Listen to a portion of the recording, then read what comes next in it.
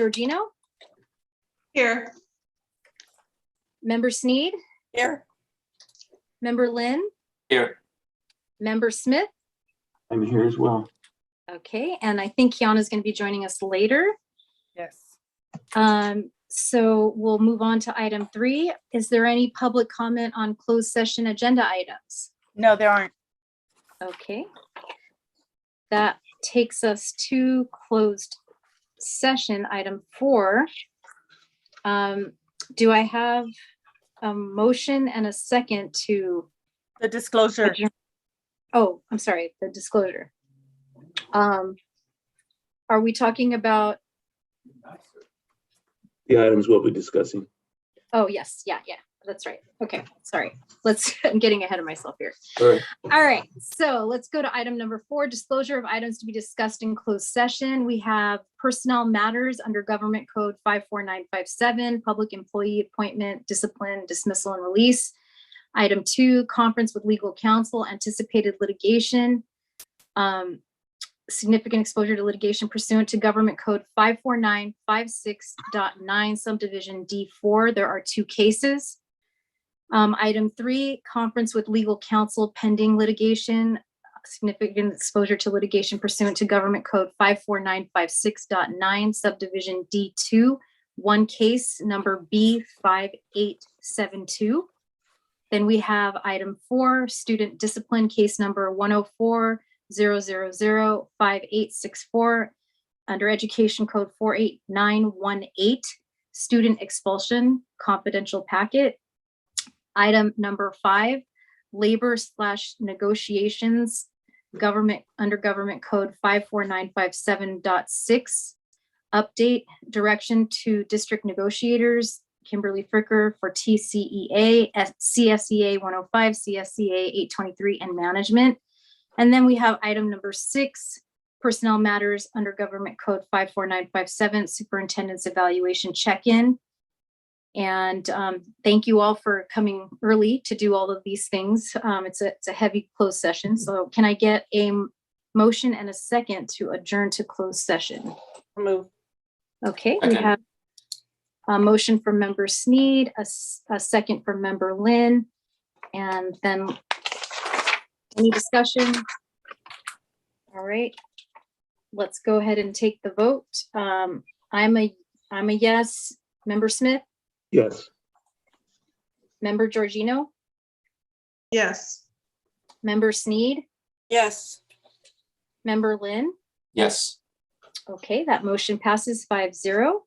We will be convening to closed session. See you in a couple hours, everybody.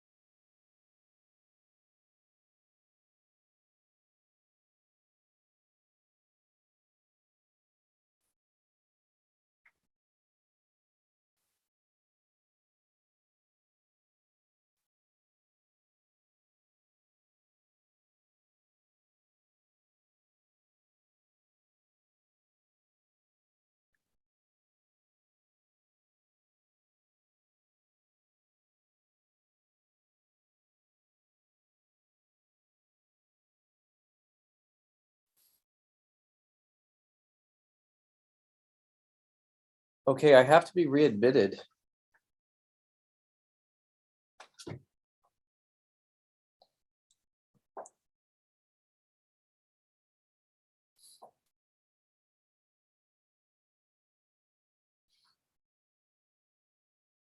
Yeah, okay.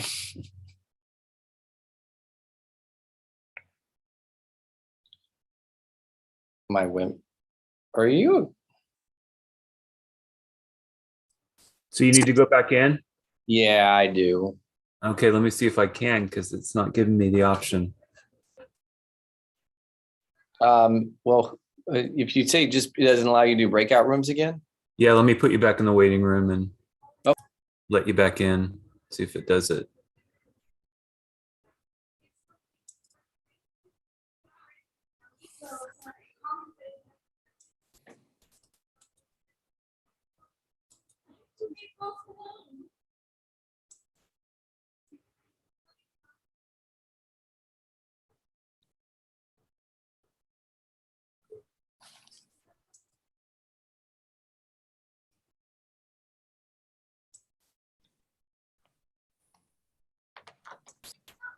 Why don't you end it and then come back in?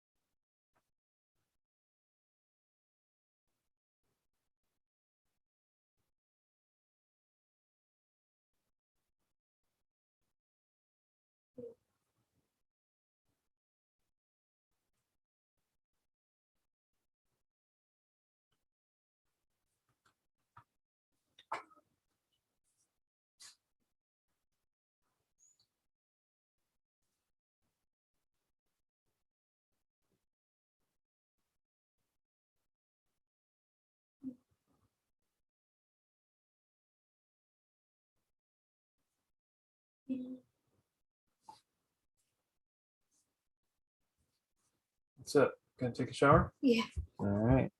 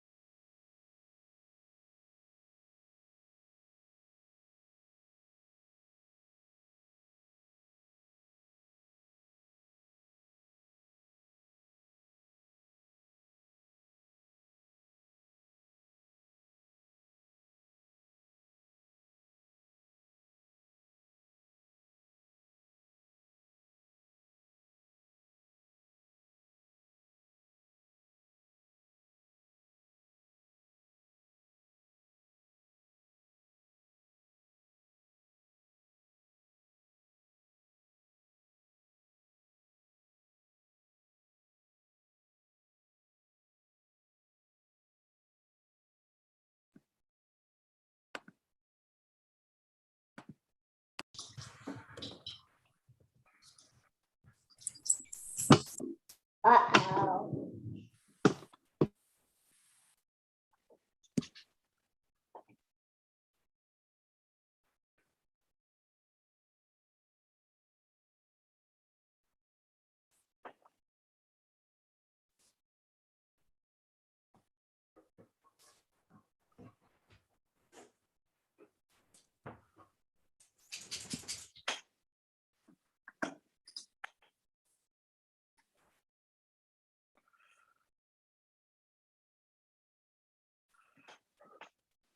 And all my friends, they don't even play it. Like they play it and then like, oh, I'm gonna take a break, and then they just don't play the game mostly. I'm like, see, and then you guys are telling me, oh, you should buy it. I know. And then today, Nintendo, they had a live stream thing.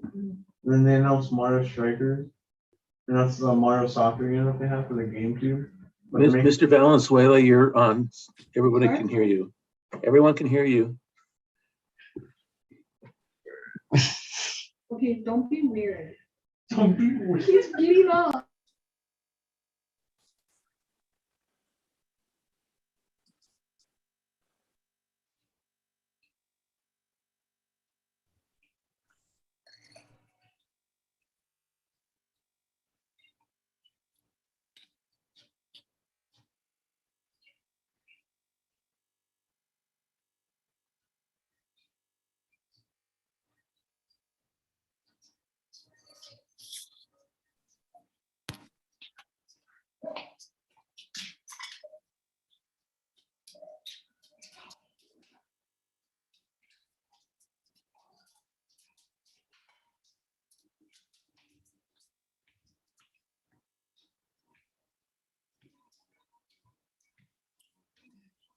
Okay. I know.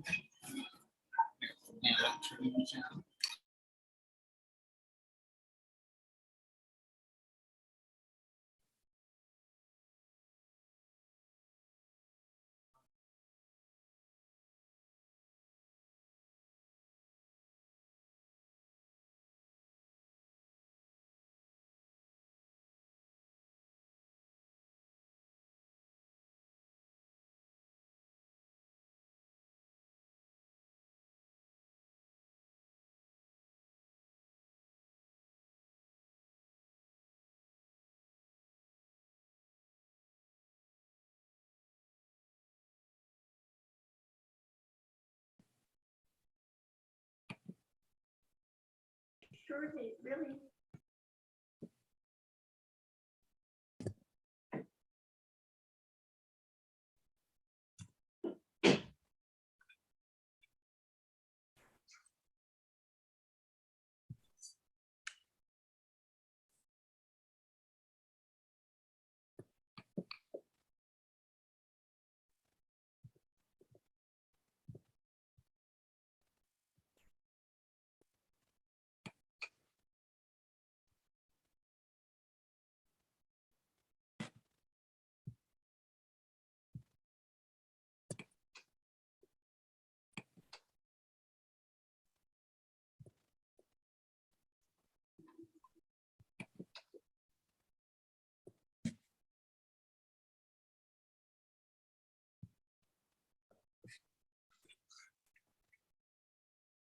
I just right now. Hi, Eagles. Good job. Hi, Michaela. Hi, Silas. Hi, everyone. We'll be ready to start in a minute, so just wait, okay? This. Oh, I'm gonna mute it. Michaela, hit mute, sweetheart, okay, baby? And Michaela, pull your camera down a little bit so we can see you, okay? Yo. There you go. Perfect.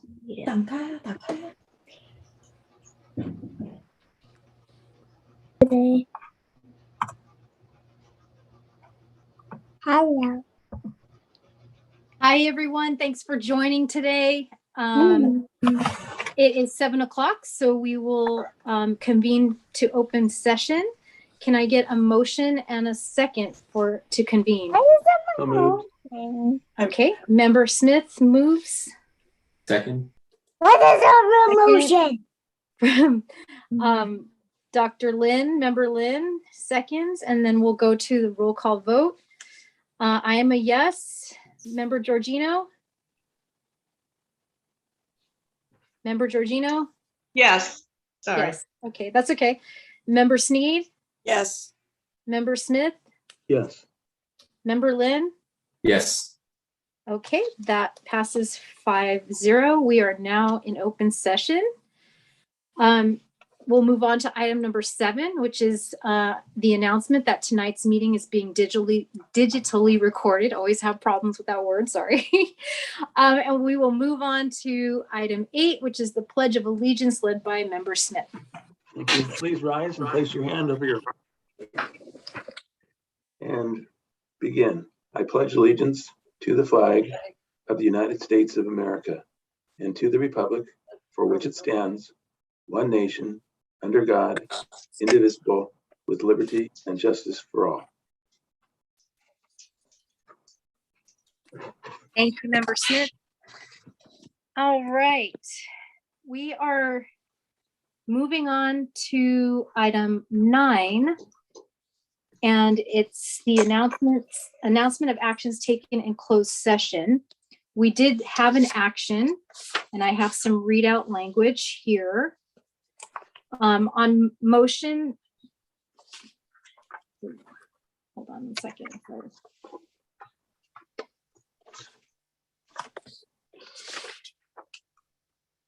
Okay, on motion from Member Smith and second from Member Georgino, based upon the board's review in closed session of the findings of fact and recommendation for expulsion submitted by the administrative hearing panel, the board adopts the findings and accepts the recommendation of the administrative hearing panel. It is the decision of the board to expel in expulsion case number 104-000-5864 based on violation of Education Code sections 48900B, 48900R, 48915B1. The board sets the board meeting of today, February 9th, as the date on which the board will review. Oh, wait, I'm sorry. We have to have a date here. The date as of the date which the board will review the student for readmission in accordance with, we're going to need a date. Kim, what date are we putting there? Chris, the date, Melissa, the date for readmission? Yes, consideration for readmission by the board. So he would be readmitted January 1st of 2023. But we have to consider it a week or two before then. And the board would consider it, I think Chris had a date of December 1st. So we will put December 1st in that Prior to spot, December 1st. 2023. So he's up for readmission on January 1st. The board is going to, would consider that he meets those expectations prior to December 1st.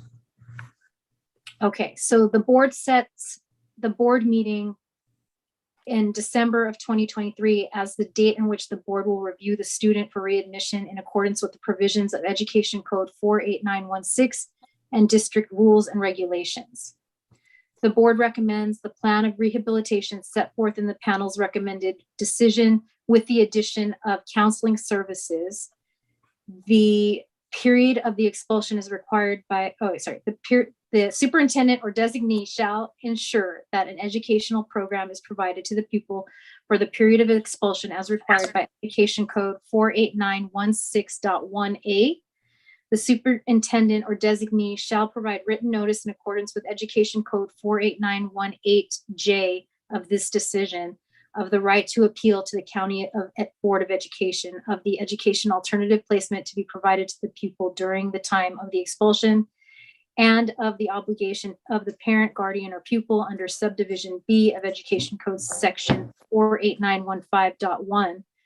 The superintendent or designee shall additionally provide to the pupil and the pupil's parents or guardian a description of the district's rules and regulations for the filing and processing of requests for readmission. Now we will reaffirm the vote here. So let's go ahead and start. Member Sneed, Yes. Member Lynn, Yes. Member Georgino, Yes. Member Smith, Yes. and I'm a yes. And so that action passes unanimously 5-0. Okay. We're moving on to item number 10, change to agenda. I will say that I was asked to switch the order of items number 20 and 21 to accommodate a time zone difference. So we will do that when we get to 20, number 20, student wellness number, I'm sorry, no. Let me fix that. It's item 20 and 21 and 22. So we will have item 22 go first, mathematic curriculum adoption presentations, and then we will have student wellness go next. Other than that, is there any other changes to the agenda for tonight?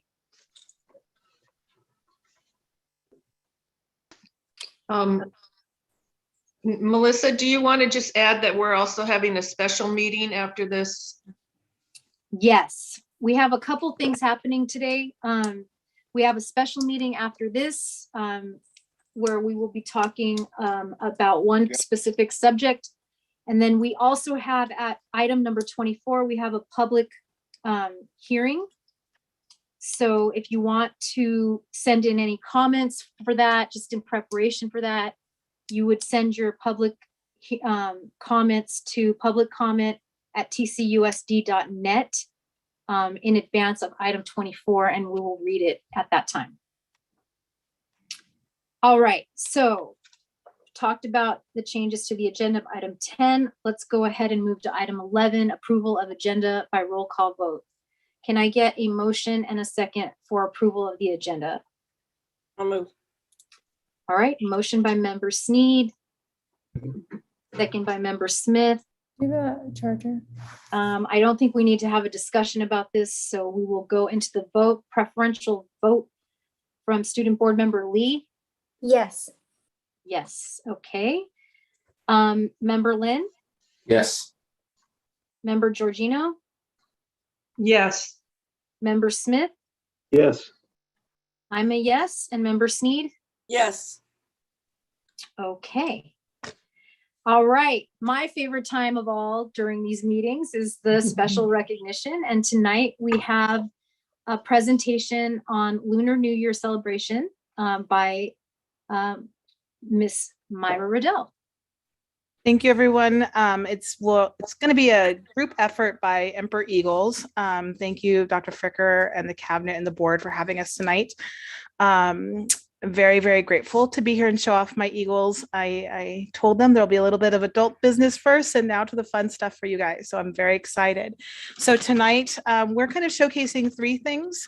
We're showcasing kind of the amazing things that happen at Emperor. So Lunar New Year, our introduction to Black History Month and our buddy classes, and Kindness Week and our Counselor Appreciation Week. Tonight we have Bella, Miles, Silas, Michaela, Nolan, Leslie, Tristan, Cameron, and Mia.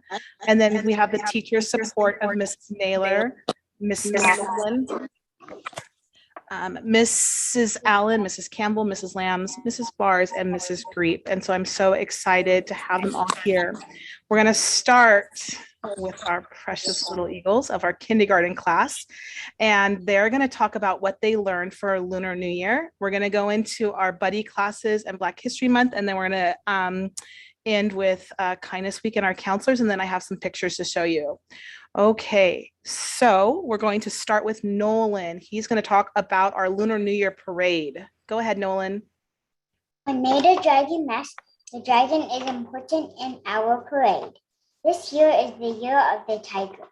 Amazing, Nolan. Thank you. Perfect job. And just so you know, he's in TK. And he read that. I wrote it and he read it. And it is just, look at that. Good job, Nolan. And then we have Leslie. And she wore her perfect red outfit for tonight. And she told me all of what she was going to wear. We made a Chinese dragon and had a celebration. We went around the school and made lots of noise to celebrate the new year. We all said Gong Hei Fat Choi and Happy New Year. Thank you, Leslie. Perfect job. Tristan? We made lanterns and dragons and walked around the school and sang Gong Hei Fok Choi. Amazing job, Tristan. So proud of you guys. Next, we're going to have Mrs. Naylor introduce our buddy classes. Good evening, everybody. Thank you so much for having us here and giving us this opportunity to share just a glimpse of our school with you. As part of Emperor, Mrs. Laughlin's 2nd grade class and my 5th grade class meet each week for our buddy program. We read together, we do art projects, science experiments, and just have fun together. This year, we decided we wanted to try to incorporate a variety of cultures and really have those discussions about diversity. So for February, we are focusing on Black History Month and all of the gifts that Black Americans have given to our country. Tonight, our amazing students are going to share with you the collaborative posters that they made and also a little bit of what they've learned so far in their biography projects. Miles, can you go ahead and start us off?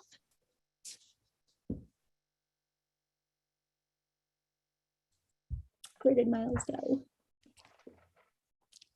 You can do it. This is the post we made with our buddy class.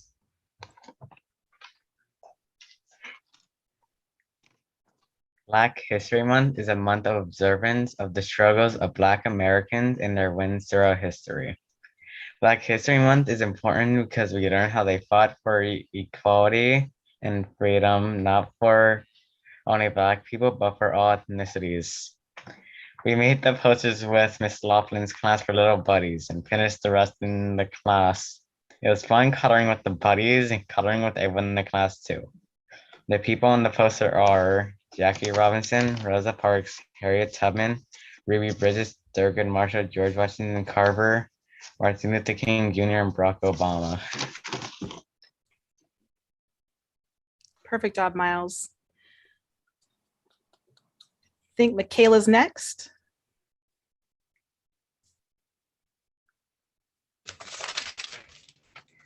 Hi, I am Michaela and I am in the 2nd grade.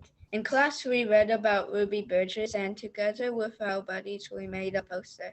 And Ruby's smiles at us on our poster. Who's Ruby Bridges? Ruby's mother said, she's a very brave girl that taught us all a lot. She became someone who helped change our country. She was part of our history, just like generals and presidents are part of our history. They're leaders, and so was Ruby. She led us away from hate, and she led us away near. Okay. One reading. You're doing amazing, Michaela. You're doing wonderful. Keep going. Do you want to show us your picture?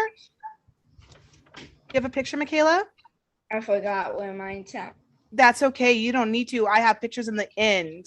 Can we come back to you? We'll come right back. Okay. Next, we're going to go into Mia. You're doing great, Michaela. You're doing great. Mia? Hi, I'm Mia and I'm in 2nd grade. I'm going to read to you from a book I worked on with my buddy Chloe Wu in Miss Miller's class. Martin Luther King Jr. was a great man who worked all his life for racial equality in the USA. Martin Luther King Jr. was born on January 15, 1929. Dr. King used nonviolent methods to help end segregation in the USA. Americans celebrate Martin Luther King Day on the 3rd Monday of each January. Very good job. Thank you. We have Silas. Okay. Hi, I'm Silas and I am in the 2nd grade. In class with our buddies, we made a poster on Kobe Bryant. What I knew about him before I researched him was that he was a great basketball player for the Los Angeles Lakers and that he and his daughter died in a crash. Some things about his basketball career that I learned after I researched him are: he was a shooting guard during his 20-year career, 5-time NBA champion, 17-time All-Star, 2-time Olympian. Some things I learned about Kobe Bryant as a person is that he was considered a very positive role model. He once said hard work outweighs talent every time. As students in school, we can take this message to mean never give up or to persevere. For example, if a student cannot sound out a word when reading or doing their math facts, then they can keep trying and work hard, and one day you will be successful. Thank you for listening. Good job, Silas. And then we have Miss Bella. Amanda Gorman is a poet and activist. She is famous for being the nation's 6th youth poet at age 22 to deliver her famous poem, The Hill We Climb, at a presidential inauguration. Amanda Gorman founded a nonprofit organization to support youth education and expression. This organization is called One Pen, One Page. Her mission for the organization is to empower youth to use their voices. Lastly, her famous quote, "For there is always light if only we're brave enough to see it, if only we're brave enough to be it," inspires us to be good to people and to be good to the world, even though it might sometimes seem like there isn't much light in the world. And this is the poster that we made with the buddies. Perfect, Bella. Thank you. And then I have lost my notes. I have our last one. I have Cameron for our kindness week.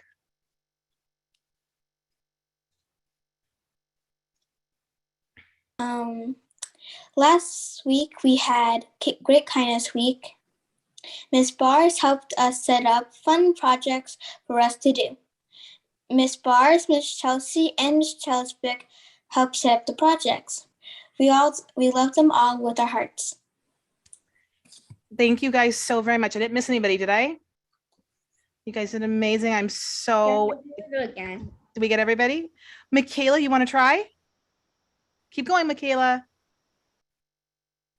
I am Michaela, and I am in the 2nd grade. In class, we read about Ruby Bridges, and together with our buddies, we made a poster, and Ruby is a child that is on a poster. Doing great.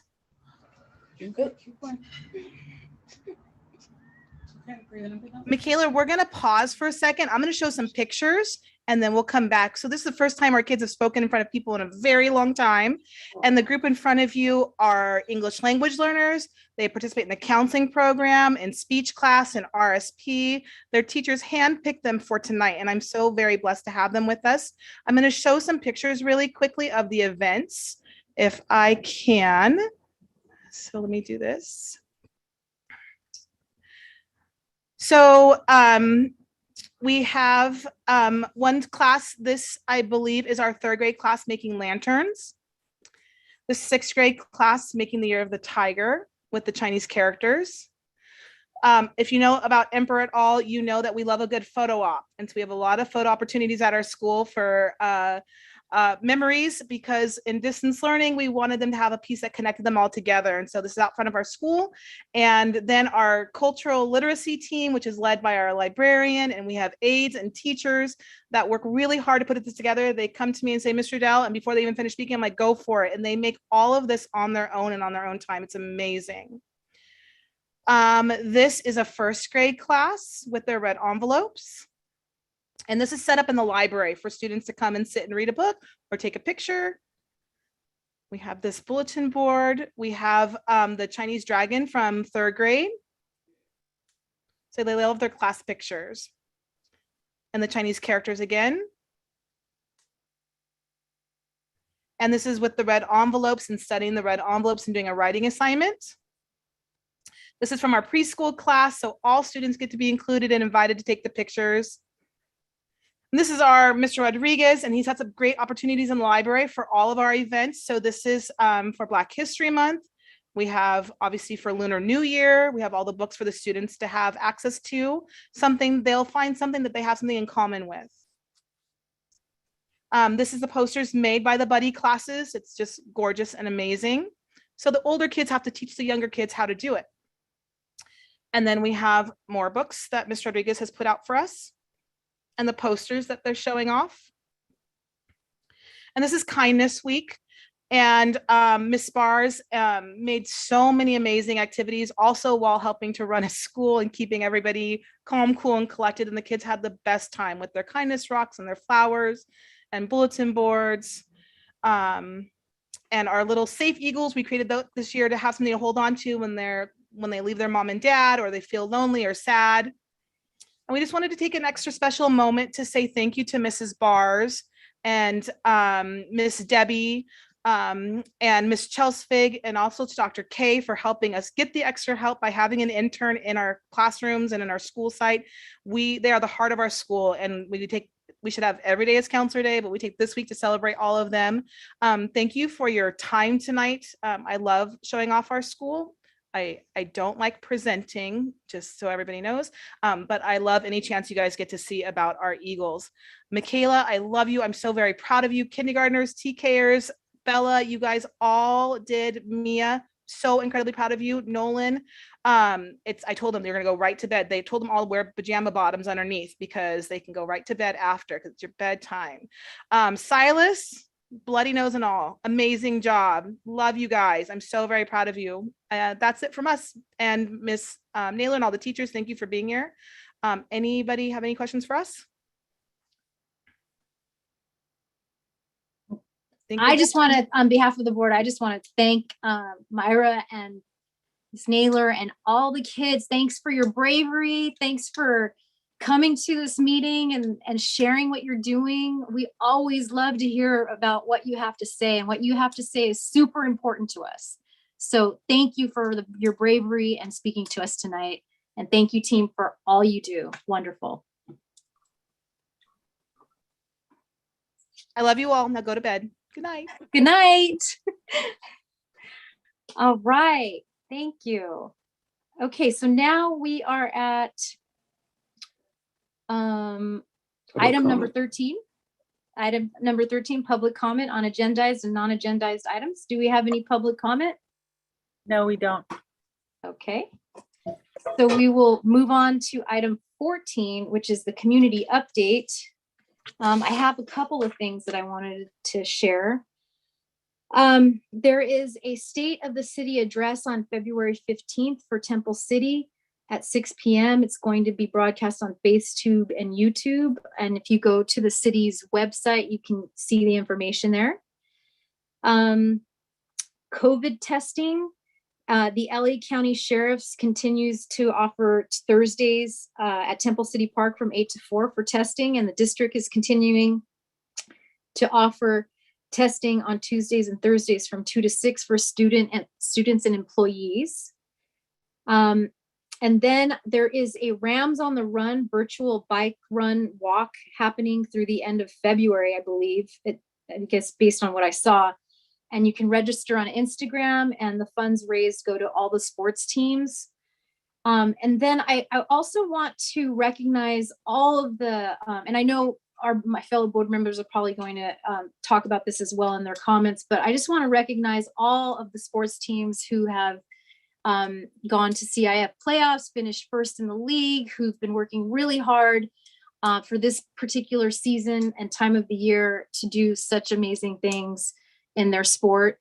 I know that the girls soccer team, they won first place in CIF and they were featured in the Star News.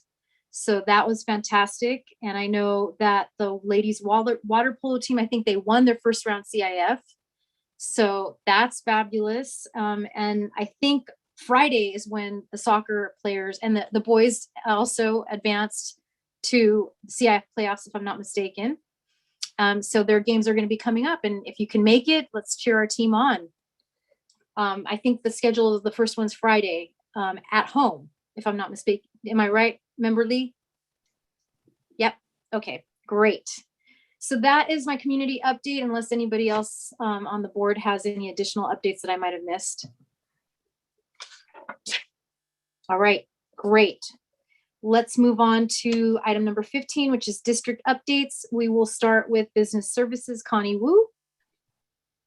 Good evening, Board President Ms. Espinoza, Board of Education. In the last board meeting, the board approved the No Kids Hungry grant application for food service department to purchase the kitchen equipment. I'm happy to report to the board that today we received the grant award notification of $49,000, which means that average, yes, which means that the average school site will receive around $7,000 to purchase equipment to upgrade the need in our kitchen. And I want to take this opportunity to thank our director, Marisol Cortez. And with the challenge of the labor shortage and constant food distribution late shortage, and our cafeteria staff still able to provide a meal to our students every single school days. So good job, the team of cafeteria staff. Definitely. Marvin Lee, the district new director of physical service, starting this week. Marvin joined us from Garvey School District. Before Garvey, he spent several years at the County Office of Education, which is a LACO. He's very familiar with the district fiscal service department operation. And Marvin, welcome on board. Welcome.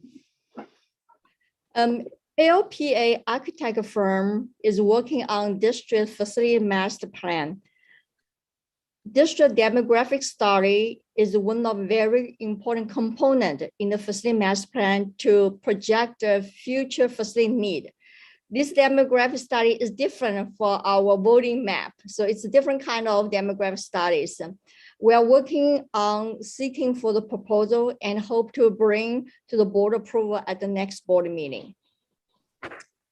The last one is I'm working with the interim director of interim director of facility and maintenance, Anthony Salazar, and Mickey Wong, our preschool director, starting our preschool campus repair and modernization project. Hope that we can finish the project timely manner so that we can enroll our preschool to our school district. That's end of my update. Thank you. Thank you, Connie.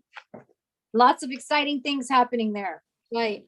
All right, let's move on to education services. Christopher Holmes. Hi, good evening, everybody. I will try to keep my remarks short. Thank you so much, President Espinoza. Ed services. So we are just completing our iReady window diagnostic 2, and we will start collecting our data from the iReady system and share that out with sites. We are anticipating this year to get some really good numbers to let us know where our students stand and the progress they've made. We are just starting our summative LPAC window that will continue on for the remainder of the school year. And the summative test is really important in our process of reclassifying our English language learners. Our math adoption is continuing. We're in the middle of, of the pilot process, and we're going to hear more about that later in today's agenda. We also completed at the secondary schools for this year our training and our PLC process, and a lot of good work was put into that by our coordinators and by our teachers at the sites. And at our next meeting, we will be presenting our LCAP update to the board. And that's all we have from Ed Services tonight. Thank you. Okay, let's move on to Human Resource Services. Dr. Ryan. Good evening, President Espinoza and Board of Education. I got to send out one of my favorite emails today, which was the Teacher of the Year nomination forms. So those are underway and they close on February 22nd. Intent to return forms have also been sent out, and that will really help us with staffing. So we are hoping that we get a lot of those forms back for our classified and our certificated employees. And in regards to our subs, we have actually, this is a huge celebration. We are expanding our sub pool. We've gotten about 30 more applicants ever since the governor lightened the requirements for subbing. So we are underway with hiring about 20 more, which is great for us. And last but not least, I do want to extend out a special thank you to our union leadership, Kyla and Christy from TCEA, Robin, Jeanette, and Tessie with 105, and Art and Ray with 823. You guys, I can't say this enough. You have been phenomenal in collaborating and partnering with us through all the challenges that we've had. And on behalf of our district leadership, I just want to say thank you so much. You guys really are an amazing team. So thank you. And that is it for Human Resources. Thank you, Dr. Ketterine. Lots of good stuff there. And I agree, great partnership with our unions. So thank you. All right, we will move on to student services / student discipline updates from Christopher Holmes. I'll keep it short again on this side as well. I would say that we don't have any significant data for the month of January to report in the areas of student discipline. We are very proud of all of our students in the district, and we're seeing, I believe, again, as I think I said at the last board meeting, the benefits of our, oops, sorry about my office lighting. There we go. The benefits of our PBIS program. You did steal my thunder a little bit, but I do wanted to make sure to announce about our sports teams at the high school with their playoffs runs. And yes, our water polo team, our girls water polo team won their first round match. They play tomorrow at Esperanza High School in Yorba Linda for their second round match. On Friday, our boys soccer are at home. And on Saturday, we have both at Temple City High School at home. At 2 o'clock is girls basketball, and at 3 o'clock is girls soccer. So a lot of exciting things happening in TCHS sports, and we invite everybody to go out and support those teams. Thank you. That's all from Student Services. Thank you, Chris. All good news. Thank you so much. We love hearing good news. Next, we will go to Educational Technology. Susan Hemmins. Hey, good evening, everyone. Thank you for being here tonight. Just a quick update, Virtual Academy. We've actually increased our secondary numbers. As of coming up this Monday, we've got a few more adding this week. We look like we'll be at about 123. So that's about almost a dozen up from where we were at the end of last semester. The elementary level staying at about 338. So right now I'd say we're going to be about 460. So we stayed pretty solid throughout the year after an initial kind of burst. As far as the EdTech side, we have started officially today on upgrading the Wi-Fi at the high school. We had a couple of our techs out there today who were just kind of doing the recon, making sure where the IDFs were, what we needed to make up the new connections. And then the team of guys will be altering their hours slightly, starting a little later to avoid overtime, but then working after school hours to start putting in the new access points and the switches. So as we get the high school updated, anything that we remove, we'll be able to add additional to the other sites as far as access points, and then to continue on with that project during the summer. But I believe everyone at the high school will be more than happy to start getting some, it should take us a couple weeks to do that upgrade at the high school. That's our prediction at this point before we start. So that's it for me tonight. All right, more good news. Thank you so much. All right, so we will move on to item number 16, bargaining unit comments. We'll start with Temple City TCEA. Kyla? Sorry, just had to get my unmute there going. Good evening, and it's nice to see all of you. I think the thing that I wanted to take a moment to talk about today was just the letter that got read by LACO, the LACO letter that got read last week. I think that definitely caught a lot of our attention, and I appreciated you sharing that with myself and the other union presidents.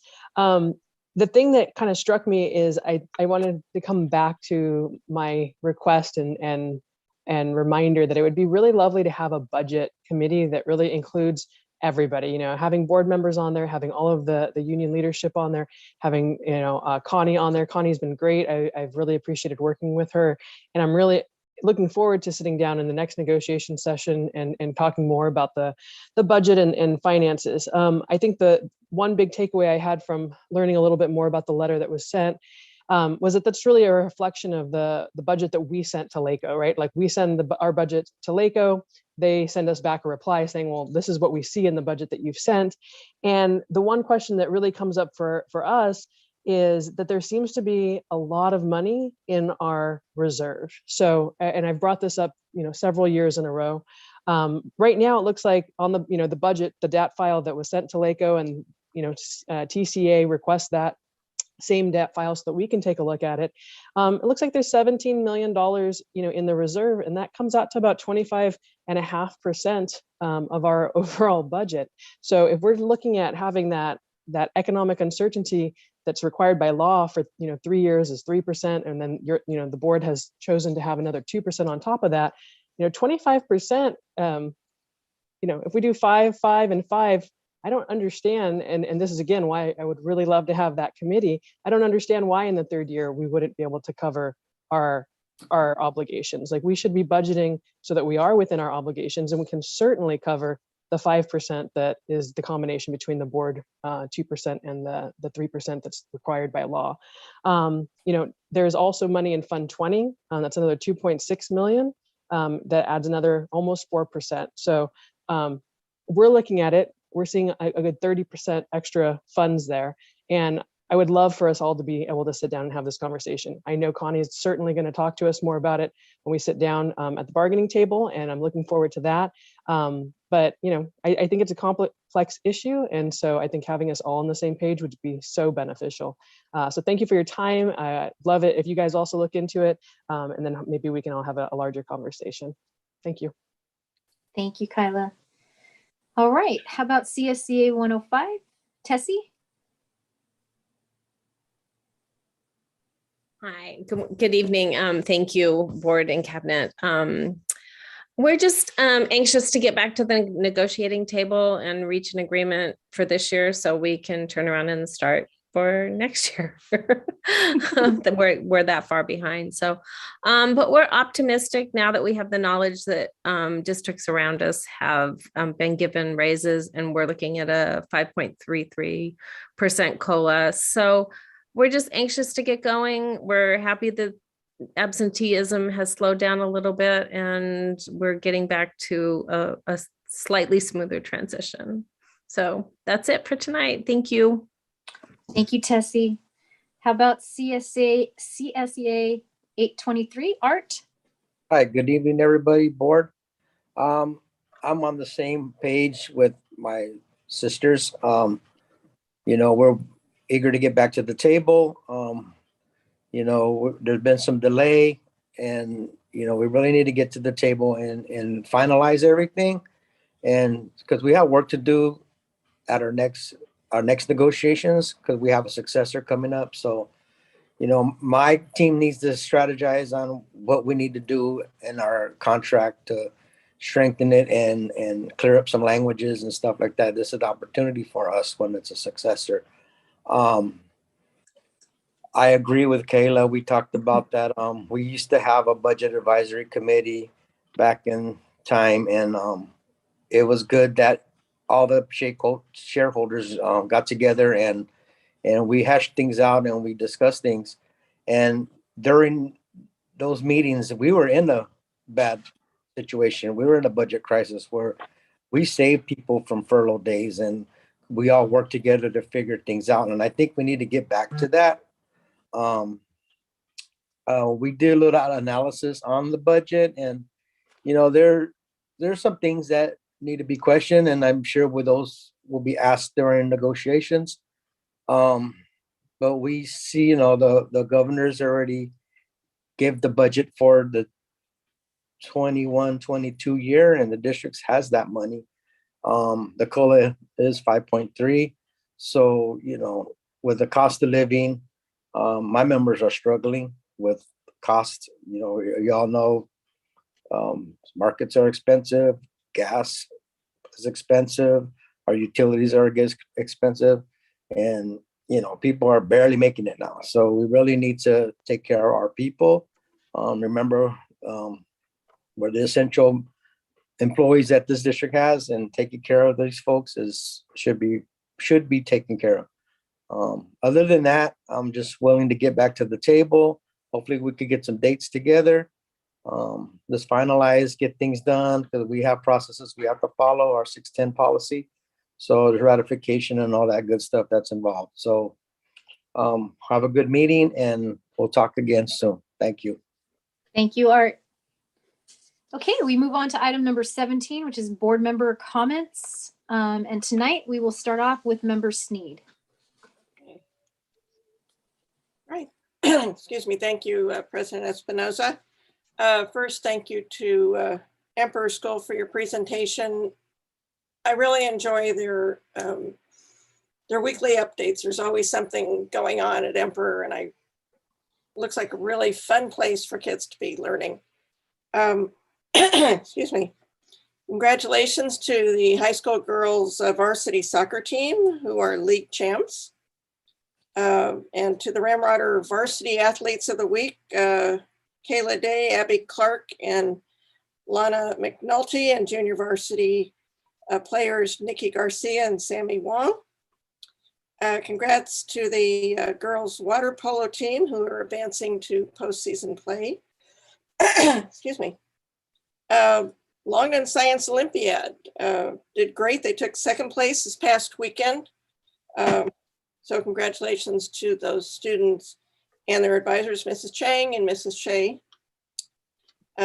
This is National School Counselors Week, and we are just so blessed to have such a wonderful counseling staff at all levels in the district. You've really stepped up and dealt with a lot of really hard challenges this year, and I really appreciate the dedication you've all shown to the students and the staff. So thank you very much.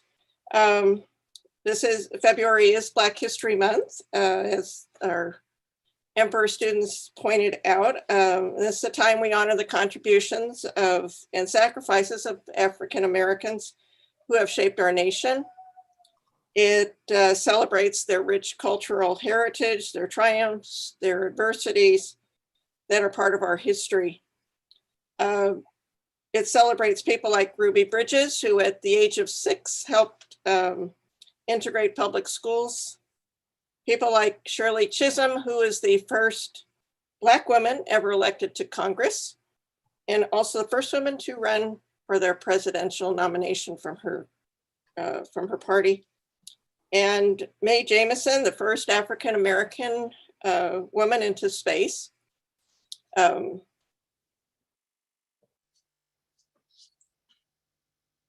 Mary, you went mute. You went on mute. There you go. Okay. I said you did it to me, but I know you didn't. But. No. Amanda Gorman, who was last year's inaugural poet, who reminded us, and Bella also reminded us earlier, that when day comes and we step out of the shade, aflame and unafraid, the new dawn blooms as we free it, for there is always light. If only we're brave enough to see it, if we're only brave enough to be it. I think we can really take her words to heart, that despite hard times, keep moving forward. So thank you. Thank you, Member Sneed. Next, we have Member Smith. Hi, thank you. In the spirit of a packed agenda tonight, I'm going to be very brief. I did want to thank Myra Rudell, the students and staff from Emperor, in the presentations tonight about the Lunar New Year and Black History Month. And I also want to thank our counselors for all they do for our students. This being National Counseling Week, and I see Nate Slaymaker out there tonight, and you've been real good about sending us emails about your concerns and things we should be doing, and that's much appreciated. We've gotten that message. I see Christian Castro also is here, but thank you all. And we did receive the letter as well that came from about 20 staff folks at the high school and signed it, and please keep up the good work. Thank you. Great. All right. We'll move on to Member Lynn. Thank you, Board President Espinoza. I would like to also echo the remarks made by members Sneed and Smith. Kudos to the Emperor Eagles for your endearing and inspiring presentations and on multicultural literacy, diversity and inclusion, and kindness week activities. I would also like to express my appreciation and gratitude to our amazing counselors for all the work that they've been doing and their dedication. Also, in the observance of Black History Month this month, I would like to commemorate all the people and the events in the history of African Americans, including the contributions, achievements, heritage, and struggles of African Americans in American history that are preserved for us to study and commemorate. I would like to also wish everyone in advance a happy President's Day long weekend that is coming up next week. Now, before that, I wish everyone a happy Valentine's Day on Monday. Thank you, and that's all for me. All right, thank you, Member Lynn. Member Georgino? Thank Donna? you. Good evening, everyone. First, I'd like to thank the students and the staff from Emperor School. Like Melissa, their presentations are my favorite part of the meeting too, so I appreciate them coming. I wanted to recognize our school counselors and let them know that we appreciate you year round and not just this 1 week of the year. So thank you for everything you do. At the last meeting, I had requested some information regarding developer fees. And thank you, Connie, for getting me that information. And I thought I'd just share it with everyone, although it's not really good news. So I had asked how our developer fees for 2021 compared to those prior to the pandemic. And I found out they were less than half of what we were getting before the pandemic. So hopefully things will pick up again and we'll get our developer fees back to normal soon. I wanted to congratulate all the TCHS sports teams. Boys soccer was first, girls soccer was first in the Rio Hondo League. Girls water polo tied for first in Rio Hondo League. Girls basketball was second and boys basketball was third. So they all had an outstanding year. And I want to encourage everyone to sign up for Rams on the Run. I did. You don't have to run. You can walk, you can hike, you can ride your bike. And all the proceeds go to support our sports teams. So please look into that. Also, I want to wish best of luck to the TCHS Science Olympiad team. They're going to be competing at San Marino this Saturday. So at our next meeting, we can find out how they did. And lastly, I'd like to say happy President's Day to everyone. Happy Valentine's Day. Happy Lunar New Year. I want to recognize Black History Month, and I also want to recognize that we just had our 100th day of school, and this year more than ever, that was really a big accomplishment, so congratulations, everyone. Definitely, thank you. All right, I'm next. I will also be brief. I hope everyone had a wonderful Lunar New Year. I too want to recognize all of our wonderful counselors for their hard work. It's a tough year in general, but especially in the area of counseling as well. And, you know, please know we appreciate all that you do each day, counselors. Thank you so much for your work. I was so happy to see some recognition of Black History Month as well. I kind of think of it this way, you know, our country is a melting pot, and to be able to connect to all of the different recognitions of different ethnicities and races brings us closer together. So I really appreciate the meaningful recognition and seeing our students learn about each other. So thank you so much for that. In terms of attendance, I attended the girls varsity soccer game on senior night, which I believe was on January 28th. And then the TC Council PTA meeting I attended. And then lastly, I will be attending the CSBA board president training. So I'm looking forward to that. And that's all for me. We will now move on to item number 18, student board member comments. Kiana Lee, what do you have for us today? Thank you, President Espinoza. Can you hear me okay? Yes. Thank you. I had the pleasure of meeting Miss Gould, our vice principal at Oak on Monday, and she had some wonderful feedback to share with the board. Like all our other school sites, we are celebrating African American History Month by celebrating, and at Oak, they're celebrating a person and event each day in the morning bulletin. Their equity committee is holding a writing contest for students, and their ASB is holding trivia games each day during lunchtime to engage the student body. They also, one of their biggest accomplishments they wanted to share with us is that just a week ago, they were able to convert one of their old classrooms into a new recreational room called the Character Camp Room. And what they use it for is actually, they had a lot of their old stationary bikes in the gym, moved to this classroom that they renovated and turned into a new rec room. And they're opening it up for students who come in early in the morning. For whatever reason, if their parents drop them off early, they can come and relieve their stress by getting on the bike and exercising before class starts. And currently they're looking into really refurnishing this whole rec room. They're looking at getting a foosball table and a mini basketball hoop. And we talked about how we definitely foresee a lot of a negative trend in behavioral incidents with this rec room, because they have seen a high popularity of the students getting their stress out through using the bikes and exercising early on in the morning. And we talked about how we foresee a lot of, as students get their, when they relieve their stress and all the tension of all the concerns they have at home before class starts, that can definitely, we definitely see it showing a trend in how they might not be able, it will prevent them from relieving their stress otherwise in the classroom. So it's definitely a really great stress reliever. And we talk about how definitely with the exercise, we always know that it promotes endorphins and good positive vibes going all around. So they're really proud of their new character camp room.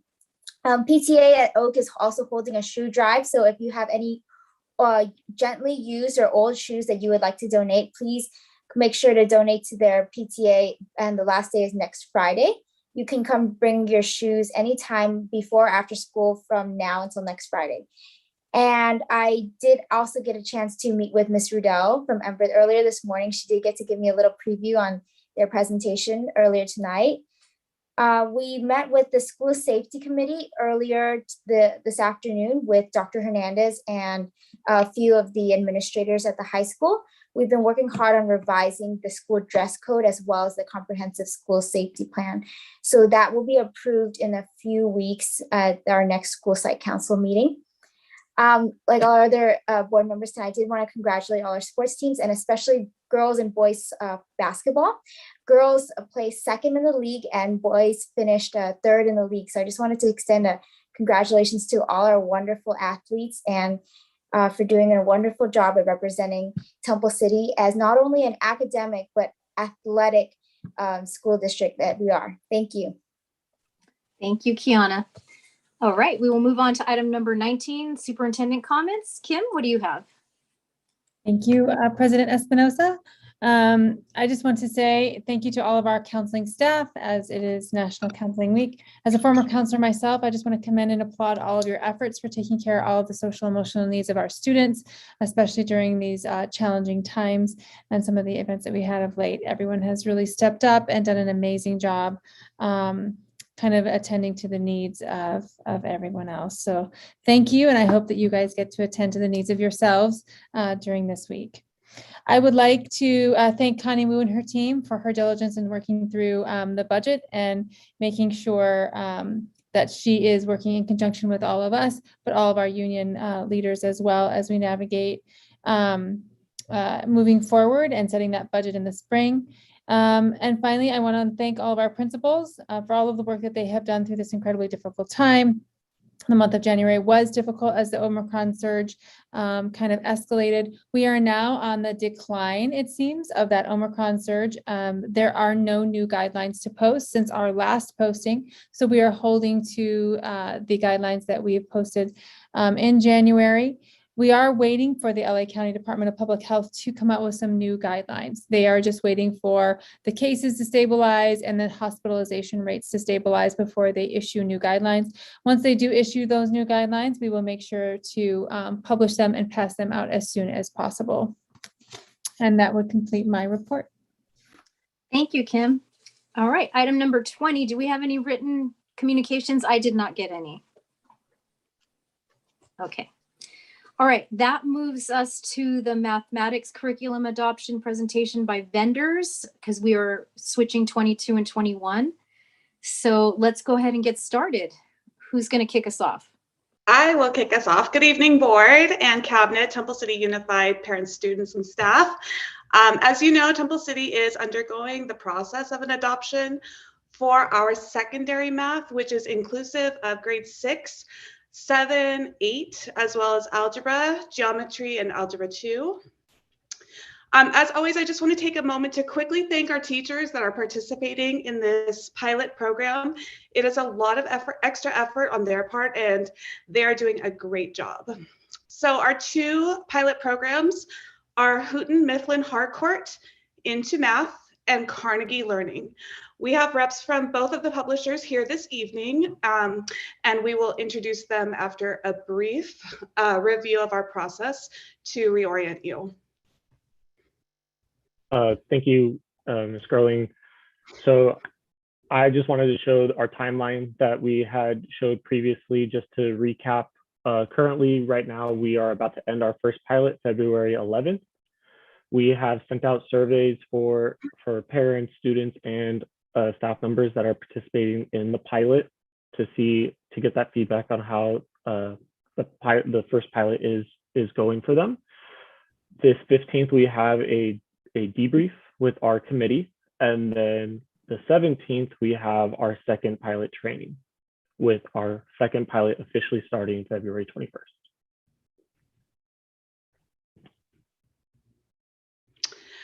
So as we mentioned before, we have both teams here tonight. Carnegie Learning will be presenting first. We have Afrika Miller and Rasan Mitchell with us. And then after Carnegie will be Houghton Mifflin Harcourt into Math, also known as HMH. And we have Alicia Montoya and Ashley Nicholas presenting from that team. So with that, I will pass it over to Afrika and Rasan to begin our first presentation from Carnegie.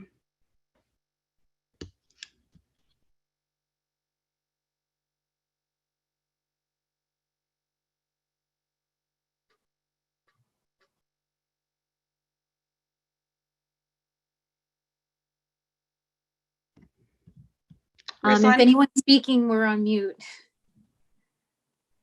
Let's see, Afrika. There we go. There we go. Hello, everyone. Hello, everyone. Thank you for having us. My name is Rasan Mitchell, and presenting with me is Afrika Miller. She is our Regional Vice President of Professional Learning, and her team will be doing the training next week and support throughout the pilot. Let me see if she wants me to share my screen, because she's going to do the presentation this evening. Thank you so much, Rasan. If you could please share your screen, I greatly appreciate it. Yes. We are always on the move, so just tell you I'm attending a team meeting in Florida right now, but most definitely you all are important. We thank you so much for the opportunity. So please forgive me for my camera not being on at this moment, but we can go ahead and get started. Thank you so much. So as Rasan just stated, he introduced ourselves. We'll give our contact information in a moment towards the end, but we can go ahead and let me share a few things with you. On the next slide, Rasan. Thank you so much. Nope, you're on the good right side. There you go. Go back one.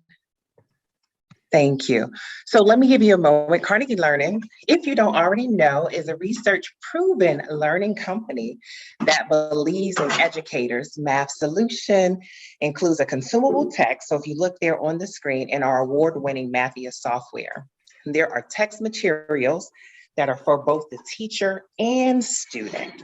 We also have teacher materials that include pacing suggestions and instructional strategies that support the development of those standards for mathematical practice.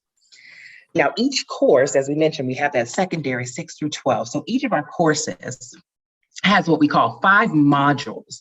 And those modules, they support the coherence across all the grade levels. Each module within the course has about 2 to 4 topics. And I like to say that's the fancy word for chapter, so that we use nowadays. So there are 2 to 4 topics.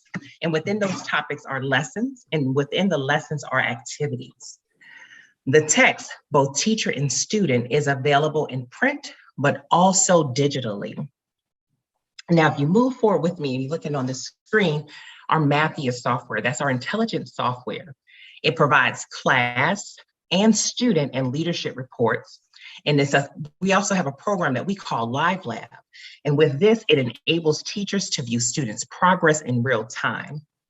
Students engage with inside of the software with a variety of question types that include SBAC type questions. One more thing I want to highlight before we go to the next slide is what we have our student-facing videos, and they're at the topic level, which provide worked examples for the students to review. And then we also have something that's called Live Hint. And as Rasan mentioned, my team provides the professional learning for the group, and we're getting ready to have a session coming up real soon for the district on their next phase of the pilot.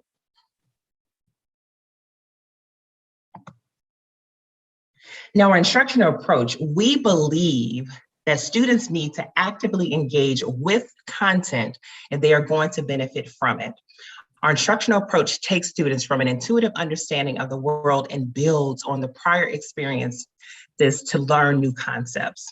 Carnegie Learner's instructional approach is based upon the collective knowledge of our researchers, instructional designers, cognitive scientists, and master practitioners.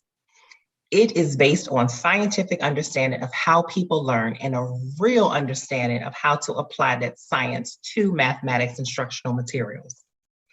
At its core, our instructional approach is based on 3 simple yet critical components that you see on your screen: engage, develop, and demonstrate.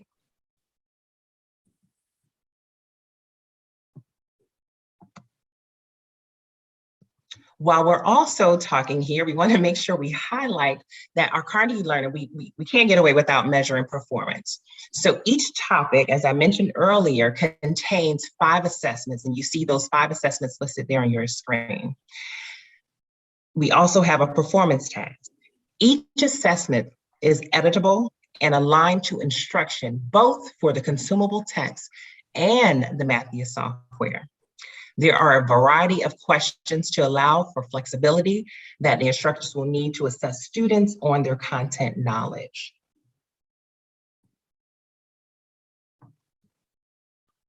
Now, again, our blended solution, right, that math solution, we come up with a formula to where we say 60% of the time is when you're learning together and 40% of the time is when you're learning individually.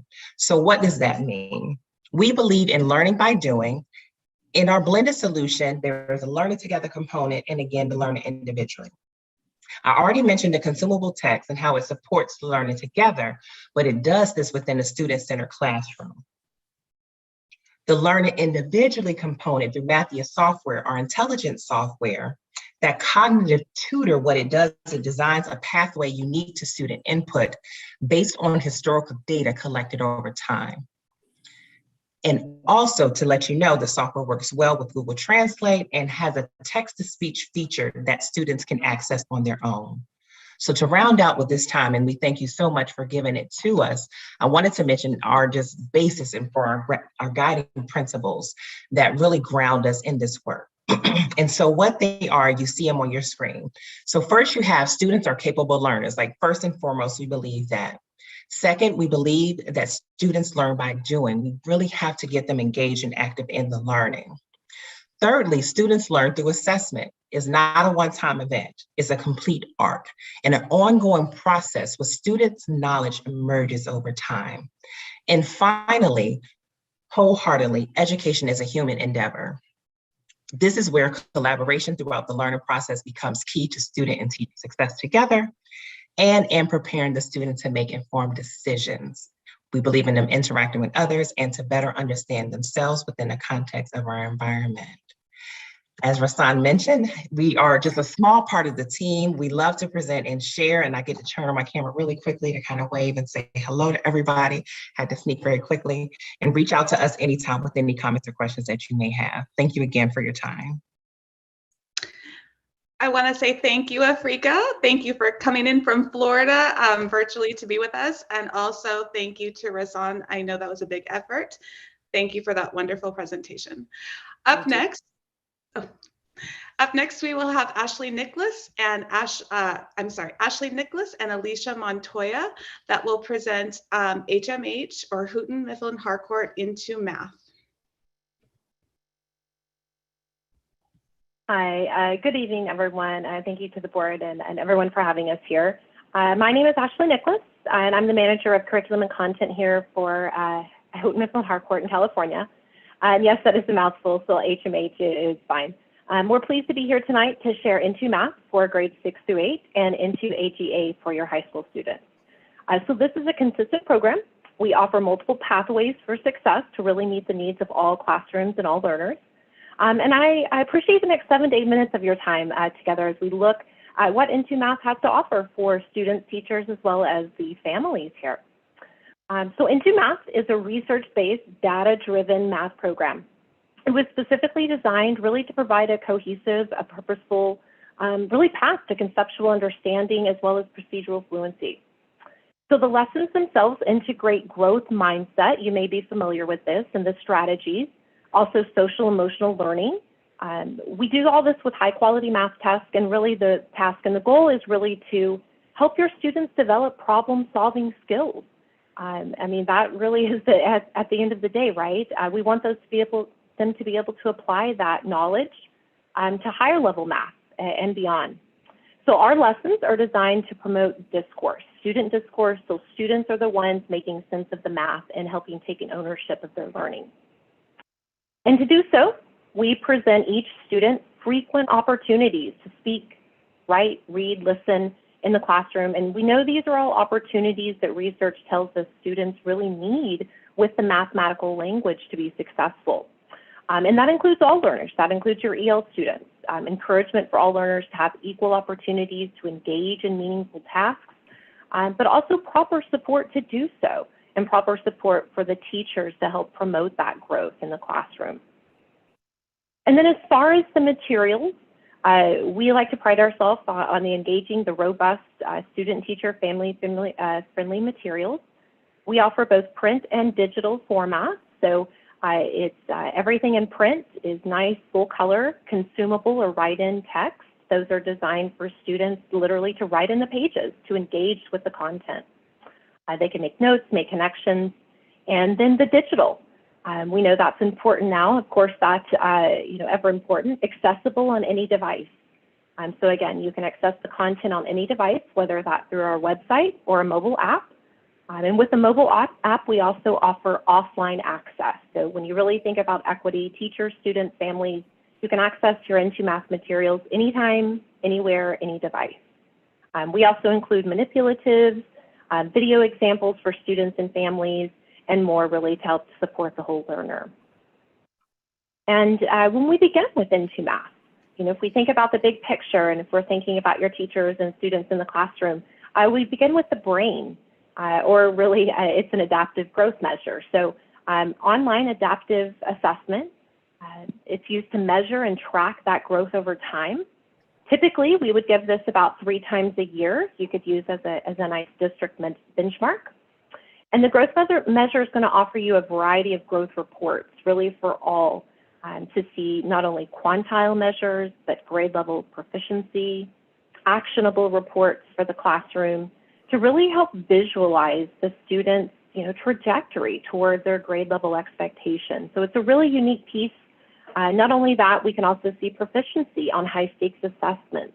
Using those high stake item types really help not only prepare students, but in turn help this type of growth monitoring helps to ensure that students have the skills to meet their goals and then Of course, teachers and students, administrators are supported throughout the process with recommendations and guidelines. So in terms of assessments, again, we do have that growth measure about 3 times a year. Adaptive, we get that nice quantile and those other predictive measures, but ongoing assessments to help drive instruction in the math classroom. So we organize our curriculum around modules, module readiness or pre-assessments that help check for those prerequisites. Response to intervention supports, options if needed. And then finally, the lessons, of course, daily lessons, you know, you have your homework, you have targeted assessments, built-in assessments and practice and for progress monitoring. All of our assessments are print assessments or digital assessments, editable, customizable, a lot of flexibility and options there. And then moving into the program itself, in terms of the program pedagogy, what does that look like from the instructional layout? So you heard a little bit about kind of the adaptive growth measure to get started, a little bit about the support for language and to give students a voice. But when we get into that instructional layout, that module pre-assessment, you know, that's important. So after we take that pre-assessment and we jump into the module, here teachers find planning and pacing support, suggestions, but most importantly, notice our color-coded lessons. So we take a different approach here in that we have these green lessons to help students build concepts, encourage that discourse. But then we've done something different here than a traditional text. We've added these blue connecting lessons. So these are really what sets HMH apart in the fact that students have the ability to make the connections from the conceptual and move into our purple application lessons. And that's where they put it all together. That's your rigorous application, your rigorous practice to get students ready and prepared for those smarter balance and high stakes tests and beyond. And moving to the online platform, I want to share just a couple of things with you before we wrap up. So in terms of the online, what we've done is try to put all those differentiation resources, all those assessment resources, your content, your practice, the ability to manage classes, assignments, customize, personalized practice, professional development. That's a lot. That's a lot I just shared. All of that, one easy to access learning platform that you see here. So that's really our approach at HMH is connected teaching and learning. We've successfully already integrated in your that first step with the pilot with your LMS. We're always working to make that online experience as seamless as possible. Again, that connected teaching and learning approach to support the whole learner. So a couple of examples, things like the interactive student edition, where your students can work with interactive drawing tools, text tools, annotation tools, connect with things like Google Classroom, interactive formats with videos and things. And then a real fun piece, you know, fun, personalized practice connected with the content, adaptive practice for all learners through 8th grade standards. A lot of gamification here, a lot of fun. Students can create and customize. We can even auto-assign that practice so teachers can save time, but also get the reports they need to gauge small group instruction. That's going back to that true connected learning. And then speaking of that support for teachers as we close out today, as part of our partnership at HMH, we offer training and support, but we also offer built-in PD along the way. So things like access to free live events. Coming up, you see we have this great one on exploring ways to maximize Into Math digital tools. So that's just part of the commitment with the partnership of HMH, that ongoing embedded professional development.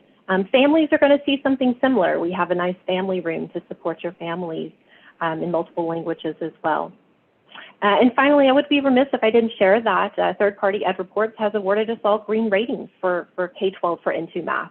It's a huge accomplishment. We're very proud of what Into Math has to offer because it was truly designed to help teachers incorporate these research-based best practices that we know have the greatest effect. So with that, again, I thank you so much for your valuable time this evening. We do look forward to a partnership with Temple City. I'm happy to answer any questions, but again, thank you for your time this evening. Ashley Nicholas from Houghton Mifflin Harcourt HMH Into Math. Thank you very much for your time and your excellent presentation as well. And with that, we are going to open it up for questions or comments from any of the board members or anyone else on this call. Any questions? Now, if parents have questions, how can we get that information to you all so that those questions can be answered? Because I'm sure we have parents probably watching and they may have questions. Thank you, President Espinoza. We have our programs posted on the Temple City Unified School District website under the Curriculum and Instruction tab. We will also add tonight's presentations to that website as well. For the approximately 700 students that participated in the pilot, they are currently being surveyed for the HMH program, which they are completing this week. And as Carnegie completes, they will be able to give their feedback and input as well into that program. And then we always are open to taking phone calls and emails if there are any questions that they'd like to send to our office. Wonderful. Okay. Well, thank you so much for your patience in waiting for this presentation, especially East Coasters. So thank you so much for joining, and we'll look forward to the next steps. Thank you, guys. All right, we will move to item 21 on the agenda, Student Wellness and TCHS Counseling Team. Temple City Unified District Board of Education and District Administration. My name is Kristen Castro, and I'm one of the school counselors at Temple City High School. And presenting with me tonight, I have Mr. Nathan Slaymaker, who is also one of the counselors at TCHS. So we wanted to take this opportunity tonight to just give you to just give you a brief overview of the Temple City High School and our current crisis counseling response and the steps that we take in crisis, and just to provide that information to you, just to get an understanding of what the role of a school counselor is. I think sometimes it's misunderstood, especially at the high school, and especially back probably when we were in high school and earlier. A lot of times it was just focused on academic and then possibly college and career. Now, as a role of the school counselor, we have to also, more importantly, deal with the social emotional well-being of the student in order to address the student as a whole. And in order to help them with their academics and their college and career planning, we also need to fit all those pieces together of what makes up the child as a whole. Just to give you an overview and a response to the tragedy that occurred in January and the steps that we took as a team, we first came together with district administration to develop a plan and what we would do to help support our students who were grieving during this time, as well as the families, teachers, staff members, and other people within the community. So what we did is we did our postvention strategies, which is to basically develop a plan. And that's where many of our district counselors are basically also on call, along with our school psychologist and DIS counselor, in the event that we might need more support. So all of the counselors of the district were also notified. And we did have one counselor from Oak Avenue, Deanne Sherrata, who came over to help us meet the needs with our staff as well. So on the day after we returned after Martin Luther King holiday, we did provide one-on-one counseling for students, and that's where we kind of determined what were the needs of our students, and then also determine who was impacted by the crisis. And it didn't necessarily even have to be close friends. It's also just when a crisis does occur, it impacts students who have had past trauma and other things of that nature. So we just really tried to reach out to teachers to help us notice if there are students that needed to be checked in on. We also provided one-on-one support for staff members in another room, and there were several staff members who did take advantage of that. We also had mental wellness activities for the students available, just calming activities if they chose to do something, such as coloring pages, journaling, letter writing, just different things that might bring them a sense of calming and peace. We had quiet and safe places for students, and this was basically through the entire week. And where students could just come in if they just needed a break from classes. And then group spaces, especially on the day after we returned, a lot of students just needed to reconnect with each other, and we allowed them to have that time to do that. And we appreciate the support of the district and our other district administration and our other counselors in the district to support us during that time. Just to get an understanding of crisis counseling in general, there's lots of different types of emergencies that take place, and just the four major pieces that we're going to go over and review of how we respond to crisis is there's the suicide ideation, two types. One is with emergencies, and I'll explain that in a bit, and then others just a suicidal ideation crisis. There's also self-harm consultations as well as student safety emergencies.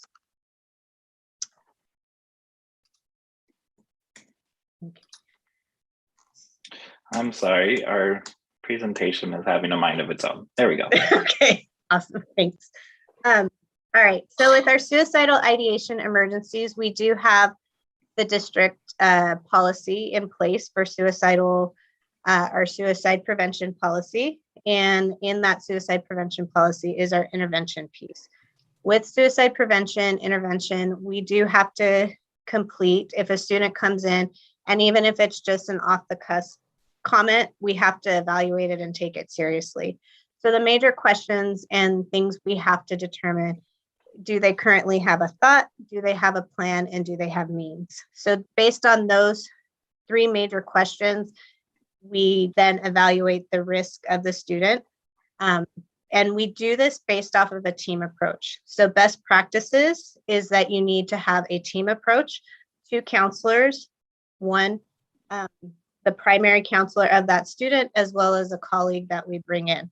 The reason for this is we want to be able to make sure that we are hearing all the information that the student is saying and taking it very seriously. So it does take two people to do that. While those 2 counselors are consulting, a lot of times there's a third one that'll come in. So many times half of our office is kind of involved in this process of supporting the student. Because while those 2 counselors have to consult with one another counselor will just, most of the time, just come sit and hang out with the student, not really go over like any more details with them because they've already been through that with the other 2. So with this crisis assessment team, we then determine level of risk. In an emergency situation is typically when they have not only a plan, but also means, and also the idea of committing suicide or death by suicide in an immediate, where there is immediate risk. So on those situations, we do have to call in another team of people, which is called the Psychiatric Mobile Response Team. And that is through the LA Department of Mental Health. They bring out a two-man team as well. They then also interview the student, and at that same time, they will interview the parent. So we will have the parent come on campus.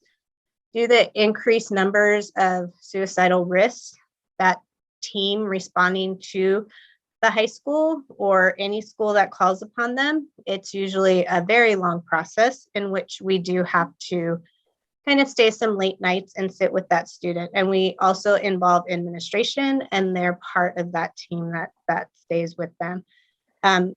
In most of our calls that we have had to make to the PMRT team, it does end up resulting in a transportation to a hospital in which they're many times put on a 72-hour hold. And so that's kind of that process.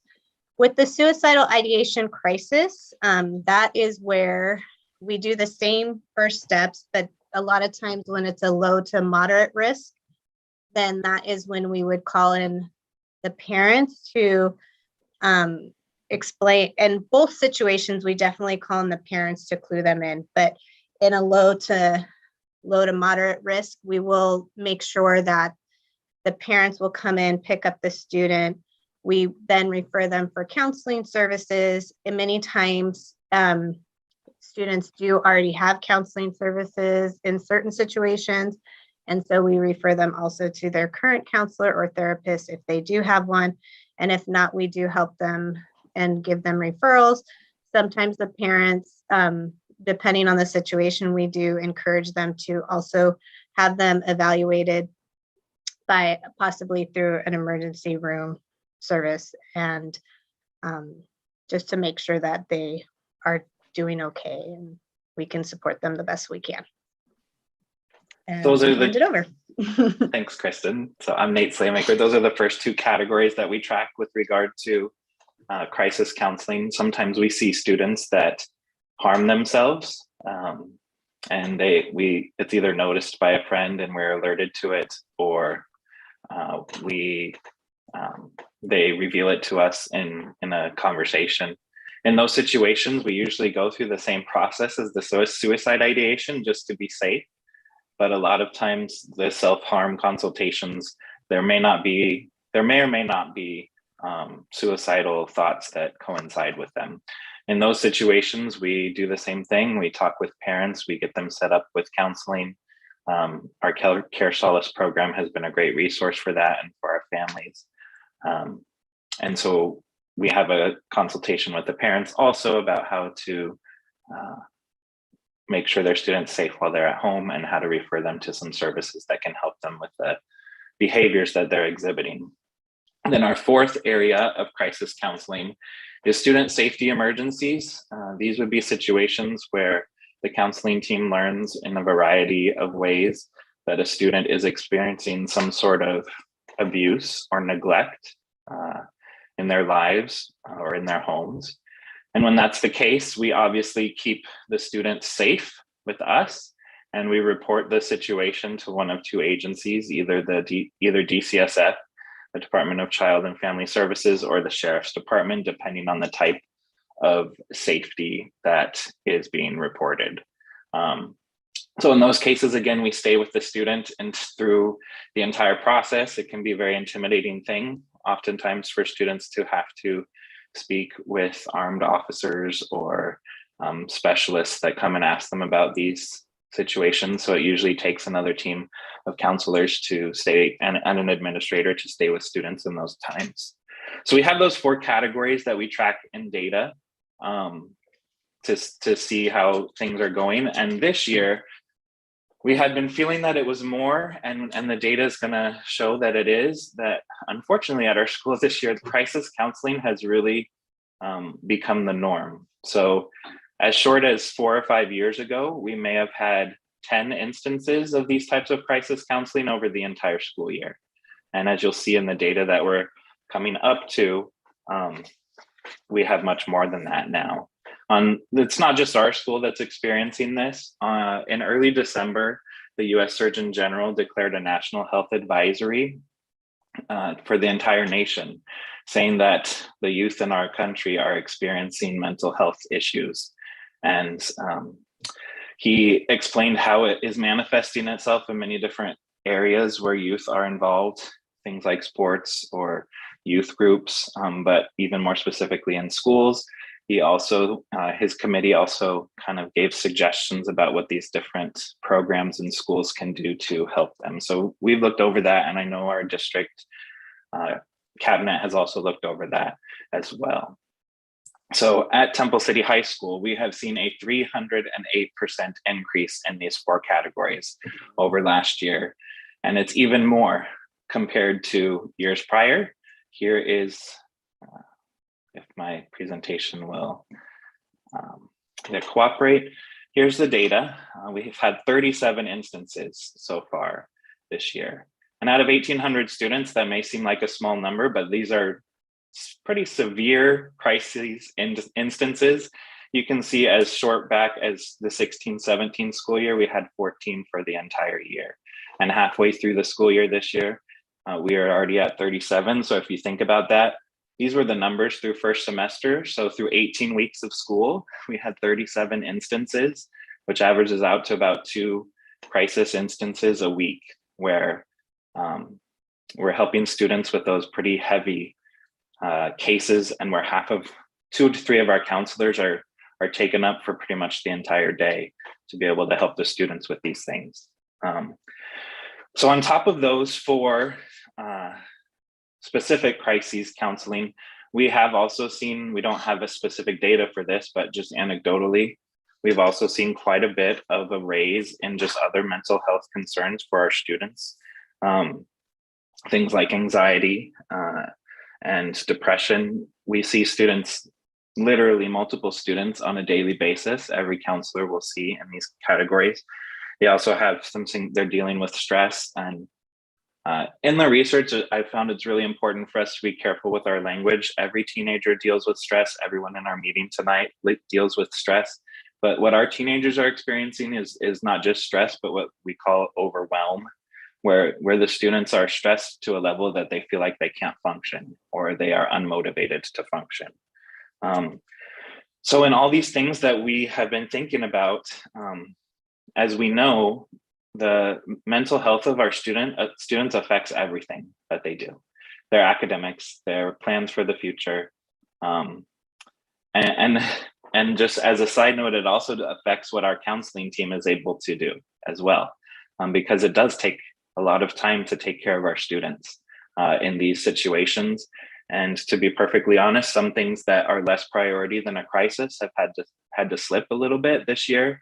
And I know that people on our team are doing the behind the scenes work in the evenings or whenever they can to answer emails and do some of the other stuff that falls under our duties, because during the day, we are oftentimes inundated with these types of crises. So we didn't want to come just with the problem. It is kind of a heavy topic. We know that, but we don't want to come with just a problem tonight. So we also wanted to have some possibilities to address the crisis.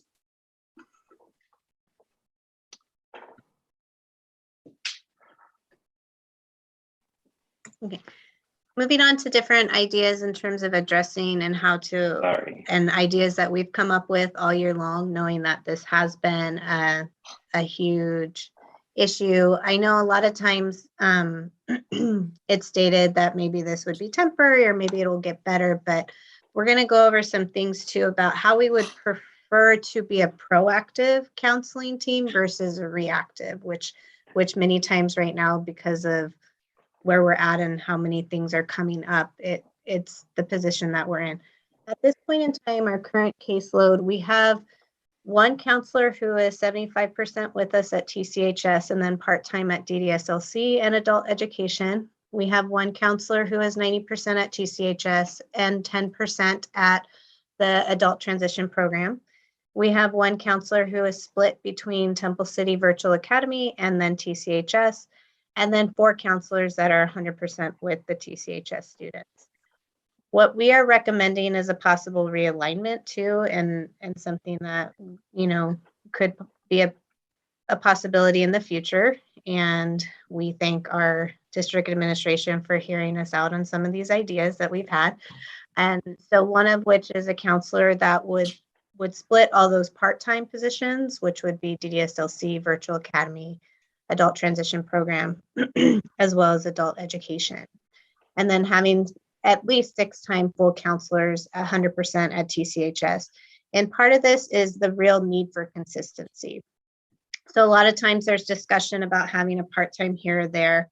And while we do need additional support for the students, what's important for them is to have a consistent group who is consistently present, because unfortunately crises do not happen just on a Monday or a Tuesday when that counselor is there. So we really need to, and to be able to develop those relationships for the whole child, that's something that we are hoping that in the future we can be considered. Also, summer counseling position, that is something that I know was available to be done last year, and we feel the value of having a summertime counselor available for, especially if there's summer school in place or other things in place to help support these students as well. Some things that we have started brainstorming this year, because we have seen the need, and even before all of the numbers flew off the charts and everything we were doing at the beginning, we always do a planning session, and we really understand the importance of meeting the social emotional learning needs of the student. We have various mandated lessons that we're required to provide our students yearly, which include the suicide prevention, which usually we discuss resiliency with them, as well as anti-bullying, understanding cyberbullying, as well as harassment and such other lessons that are mandated by the state. And then we would really like to be able to get into the classrooms more and be more proactive and do additional lessons to address and have activities to address positive mental health as well as character traits. Before the pandemic in 2020, we were really hoping to revamp some parent workshops and really help also bring in parents with the understanding of also how to support your child, not just academically, but really understanding how their mental health will have an impact on everything that they do. So trying to figure out ways we can also provide some educational pieces to the parents.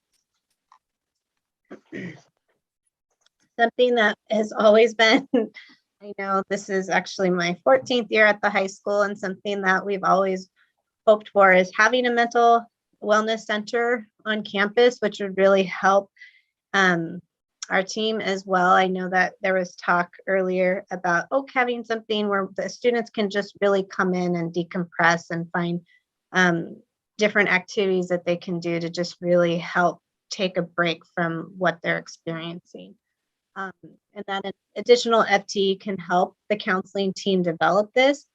We have an amazing counseling team within the district, and all of us are very passionate about our students, and we would like to all help develop this. I know definitely at the high school where the mental wellness center would be monitored by the counseling team versus just like one person at a time, but we would hopefully rotate in and really have that chance to be a part of that, as well as getting into the classrooms and presenting social emotional learning lessons to our students. We would love to be able to research more about the mental wellness centers that are in our areas. Several years back, we were able to do that. And so that would be helpful as well. And the one thing we did also want to talk about, we do appreciate the support. We do have an amazing DIS counselor at Temple City High School now. She is split in a couple different sites, and her caseload is just like we're seeing our things within the general education population increasing. There's a huge increase in the need for DIS counseling for students within their IEP minutes, and even having additional, I know there's talk of bringing on that, but just seeing the increase overall, like there's great need in many different areas. And a DIS counselor is typically for special education, and I know there is such a high need in special education. And so that's why we're hoping for also extra support within the gen ed population. So for our district, and something, oh, sorry, is this unique? Yeah, sure. So we've created some committees in the district. I've had the pleasure of working on some of them with technology or a math adoption committee, and how to implement these things to best help our students. We do believe that while people may know about this crisis, that it is kind of a silent crisis compared to the overall pandemic and the other things that our district has experienced. So it would be helpful to have a committee that's made up of different stakeholders.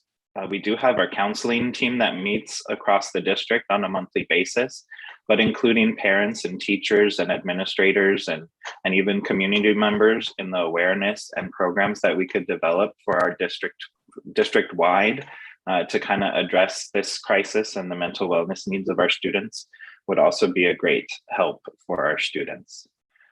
Just other ideas that we've brainstormed as we thought about how to help our students. We would love time within the school day to address these mental wellness needs with the entire student body, whether they be lessons that teachers give or times for counselors to get in front of students.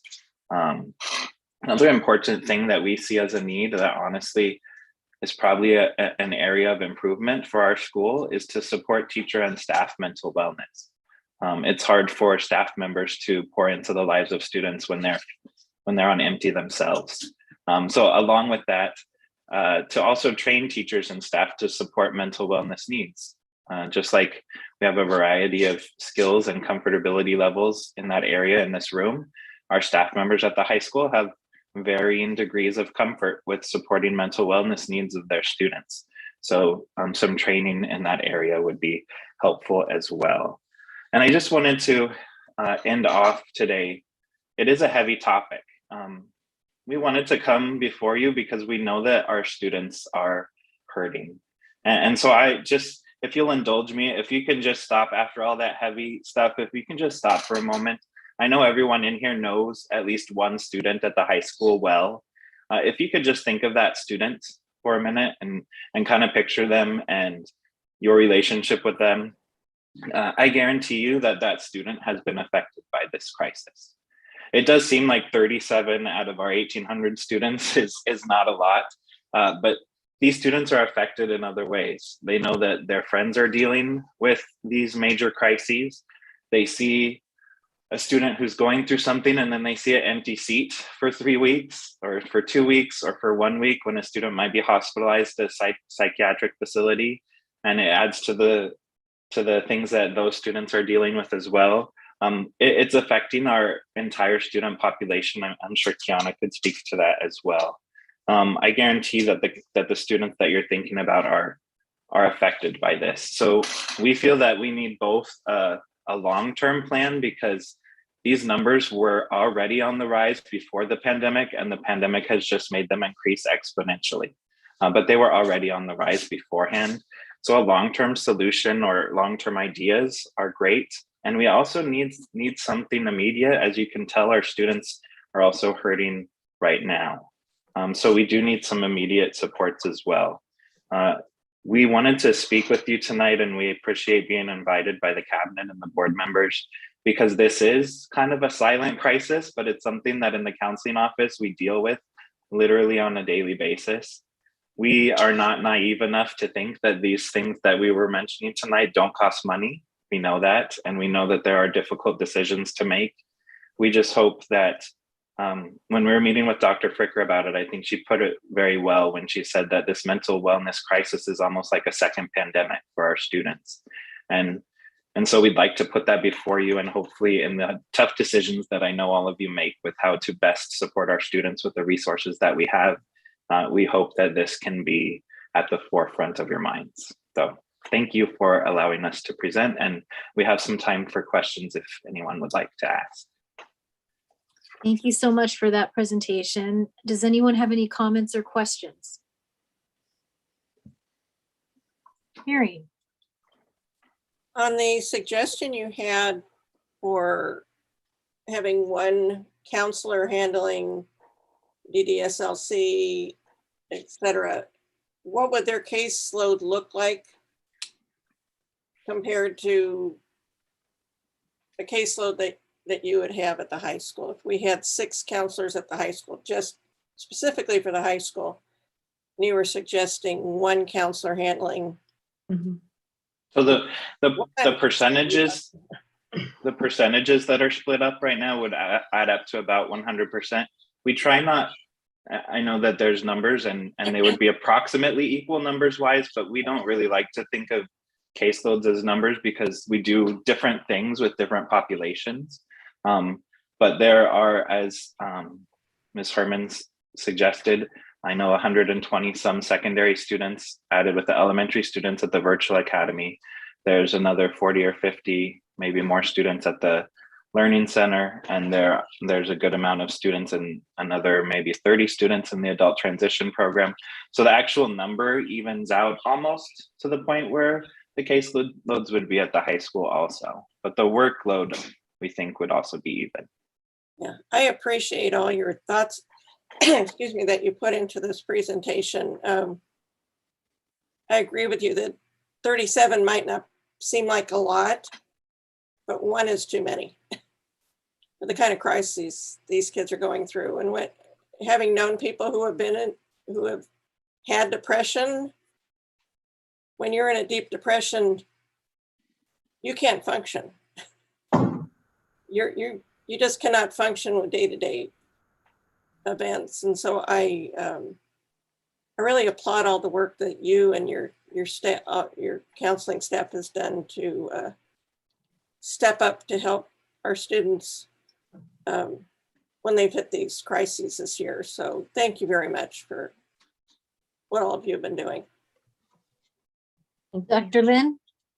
I would like to commend our counselors for a very timely presentation. We're talking about, Dr. Fricker mentioned earlier about the case numbers dropping. We're like, okay, this crisis, hopefully after 2 years, it's going to be over, but yet we have another crisis. And this is a real substantial one involving the mental health of our students. And I know that I'm really appreciative and grateful for the fact that Dr. Fricker also has a counseling background, which is phenomenal. Now, in terms of the ESSER funds, one of the possible uses of the ESSER funds is that we can provide mental health services and supports. I don't know how much, whether that's allocated already in the LCAP plan. I know, Nate, you were mentioning about forming a committee. One of the, the committees all filter into the LCAP committee because we need to have a district plan, a cohesive plan that's able to tap into these funds and how we can then monitor the efficacy of these programs. So I guess for Dr. Fricker, to what extent are we tapping into the ESSER funds for student mental health? Thank you. That's perfect. So we have put it in our ESSER 3 plan for the addition, if you remember back to the fall, the addition of what we call a DIS counselor. And that is a counselor that really has an elevated credential or license. The counselors that we see before you have a PPS credential, and this would be a counselor who has like an MFT or LCSW license where they get into that therapeutic range. And so when we talk about students who are in crisis, and the one thing that I've talked with the counselors about is that those students often go in and out. They may be hospitalized. They may have to have intake or exit processes with the counselors to make sure that we're not only meeting their educational needs, but we're also meeting their social emotional needs. And those are elevated needs than your typical students or your typical mental or emotional sort of supports that we can provide the range of our normalized students who are functioning at high school and they have, slightly difficult situations. But we're really talking about these students who are in those emergency areas where we are calling the PMRT teams, and those counselors, our high school counselors need an additional support. That is in our ESSER plan. The ESSER monies do last for 3 years. There would be an ongoing after the 3-year period where we would have to budget for that person. And so it does give us a little bit of a runway to make sure that we make those plans. We have talked about that with Connie and also with Chris Holmes, who is in student services. But we have made the investment, even though it's one-time monies, and this is a long-term expenditure. We did feel like this is the one area where we do want to put some investment.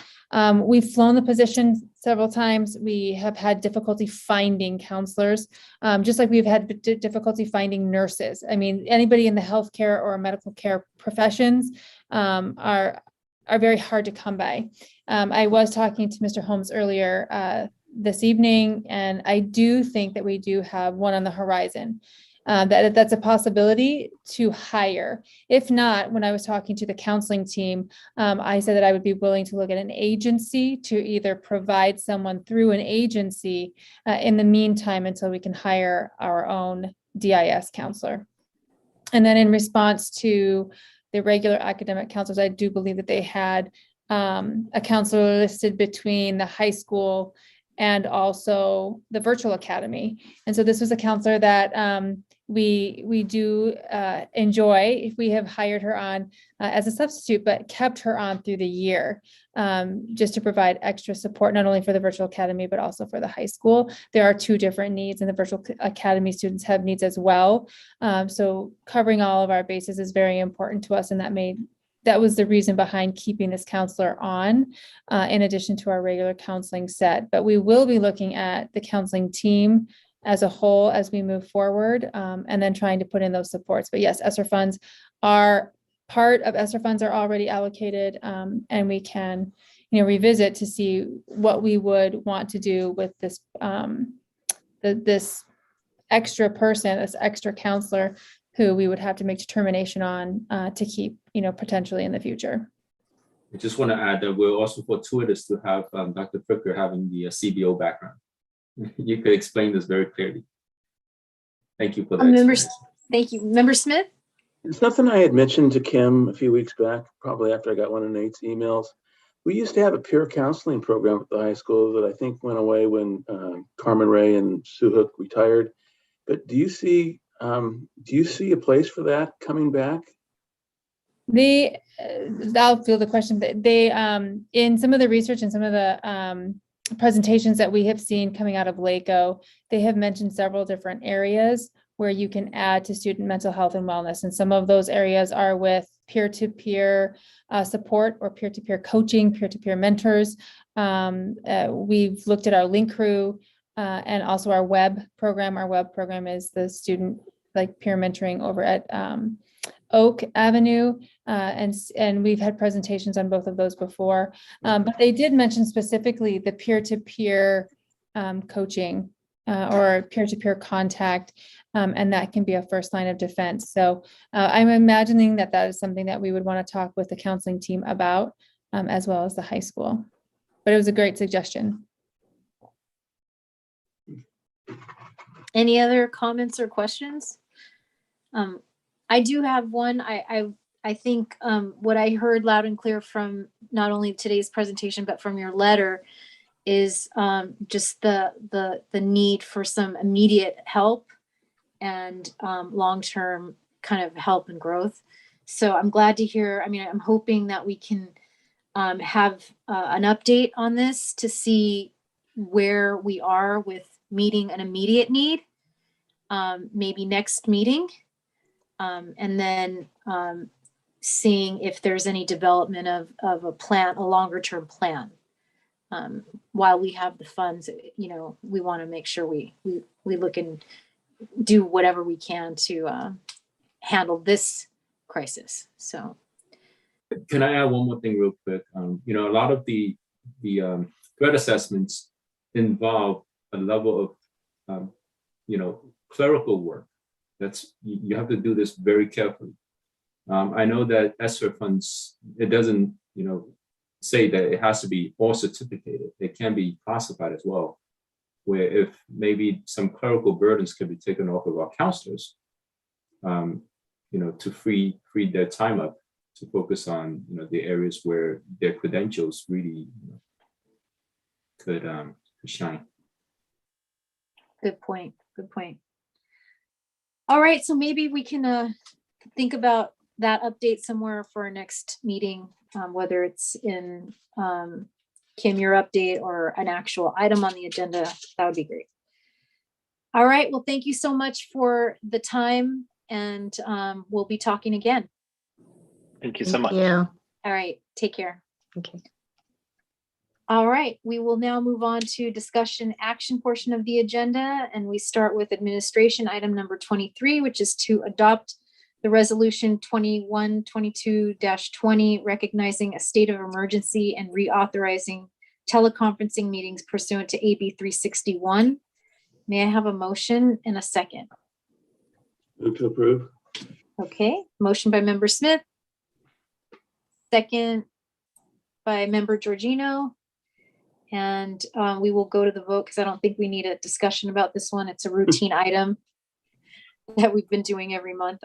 So let's go ahead and do preferential vote from student board member Lee. Yes. All right, I am a yes. Member Lynn? Yes. Member Sneed?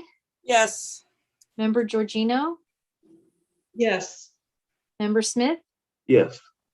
All right, that motion passes 5-0. We'll move on to our opening of a public hearing to gather input on potential trustee area maps. This is the second public hearing. So we will go ahead and get a motion and a second to open the public hearing. I move. All right. Second. So we had, I saw, I heard Donna Georgino, so member Georgino's the motion. Members, Lynn, you also were up there too, so I'm gonna go ahead and give you the second. And then I think we now need to take a vote and then it opens. So let's go ahead and take a vote. Preferential vote from student board member Lee. Yes. Okay, Member Georgino, Yes. Member Sneed, Yes. I'm a yes. Member Smith Yes. and Member Lynn. Yes. All right, so we are now in a public meeting at 8:54 p.m. Do we have any public comments? No, we didn't receive any. Okay. Any other comments from our board members? Yes, Donna. Just a question, did we do any additional publicity for this? We have not done additional publicity for the mapping. We were going to do a superintendent's forum next, right before our next board meeting. Oh, okay, great. I think it was on the Thank Tuesday you. before our next board meeting. Okay, great. Okay, so seeing no additional comments, we will go to item 24B to approve the closing of a public hearing to gather input on potential trustee area maps, second hearing. So can I get a motion and a second? I move. Okay. Second. Motion by member Sneed, second by member Lynn. Let's go ahead and move to the vote. Preferential vote from student board member Lee. Yes. Okay. Member Smith, Yes. member Lynn, Yes. member Sneed, Yes. member Georgino, Yes. and I'm a yes, so that passes 5-0. And we move on to business services, item number 25. And that's approval of notice of completion forms relating to district-wide shade structure project. And I believe Connie, you're going to be up for this one. Yes, and thank you, Board President, Ms. Espinoza. The district-wide, the shade structure project has been finished, and the district hired a full construction company to install shade structure at the various school site. And the purpose of the notice of completion, we were recording the completion project in the county record office. This starting a benchmark in the event the contractors want to find the mechanical link.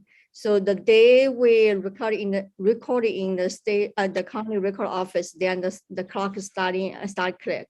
But as of right now, I have not received any such notice. But for the protection, it will be benefit us, and also this is a routine protocol for the public school construction. Every project finished, we normally have a board approve the notice of completion. Okay, may I get a motion and a second? All right, All right. motion by member Lynn, second by member Georgino. Any questions or comments about this one? Okay, we will move to the vote. Preferential vote from student board member Lee. Yes. All right, member Sneed, Yes. member Lynn, Yes. member Smith, Yes. I'm a yes, and member Georgino. Yes. All right, that motion passes 5-0. And we are on to item number 26, approval of receipt of bids and awards of contracts for bid number 2122-002P architectural services. May I get a motion and a second for this? Move to approve. Okay, motion by member Smith. Second. Second. I'll second. Second by member Lynn. Is there any background on this one? Is that you, Connie? Yes, yes. When the team is starting prepare, modelize the older DDLC on campus to become hosting our future preschool kids, we realized that the project at certain areas, especially the plumbing, it require architecture design. So the team will send out the bid documentation. We received 8 response, and we recommend the board to approve 3. We are not recommending board for pick up 1 because we want to utilize each firm's strengths to tailor our project need.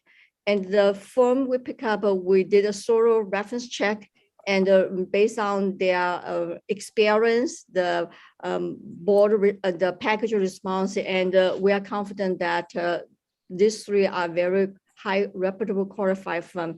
We will definitely benefit for their service in the future. Okay, great. So, any questions? Yes, Donna. So is this just for the preschool, or will you use them for other projects in the district? Yes, this will be the three architect firm on district book. So for example, for preschool, we most likely pick up the one company, and we realize that their service will very will fit our need. But in the future, we have other project as a district. Then those are the architect firm.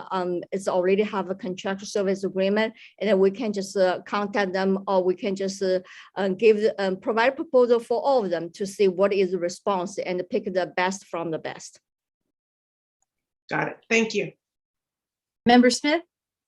Yeah, I hate to ask this question, but if we're going to award bids to 3 different companies for work at one site, are we opening ourselves up to questions of bid splitting? No, this is a good question, Mr. Smith. We are not awarded specific project. We just, by board approval, the board approved the district enter service agreement, which with this 3 firm. But we will only give one project for one company. Okay. All right. Thanks for the questions. Anything else? All right, we will move to the vote. Preferential vote from Student Board Member Lee. Yes. All right. Member Lynn, Yes. Member Sneed, Yes. Member Smith, Yes. Member Georgino, Yes. and I'm a yes, so that passes 5-0. And now we move on to consent agenda, which is routine items approved by one motion and one vote unless a member of the board or audience requests that any item be reviewed and voted upon separately. So may I have a motion? Oh wait, may I have a motion and a second? I'll move. I'll second. Motion by Member Georgino, second by Member Smith. Does anyone need anything pulled? Okay, then we will take the vote. Preferential vote from Student Board Member Lee.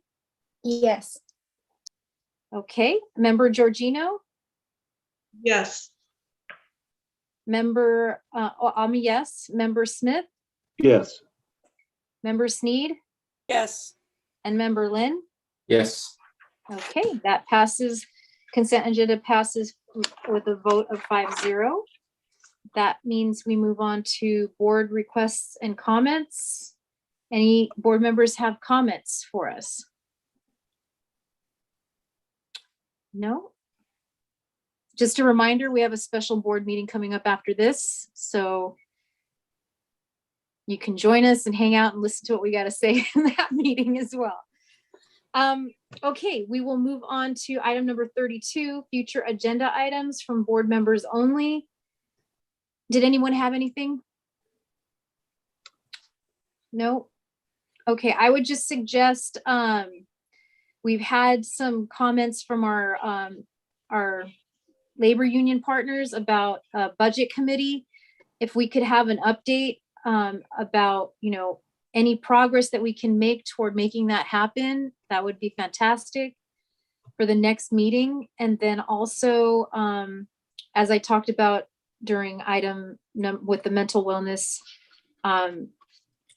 presentation, if we could also have an update about that as well. All right, we will move on to item number 33, additional public comment on agendized and non-agendized items. Do we have any public comment? No, we don't. Okay, we will then move for adjournment at 9:04. Can I get a motion in a second? So move. Okay, so we got Member Lynn with the motion, Member Smith with the second. Preferential vote from Student Board Member Lee. Yes.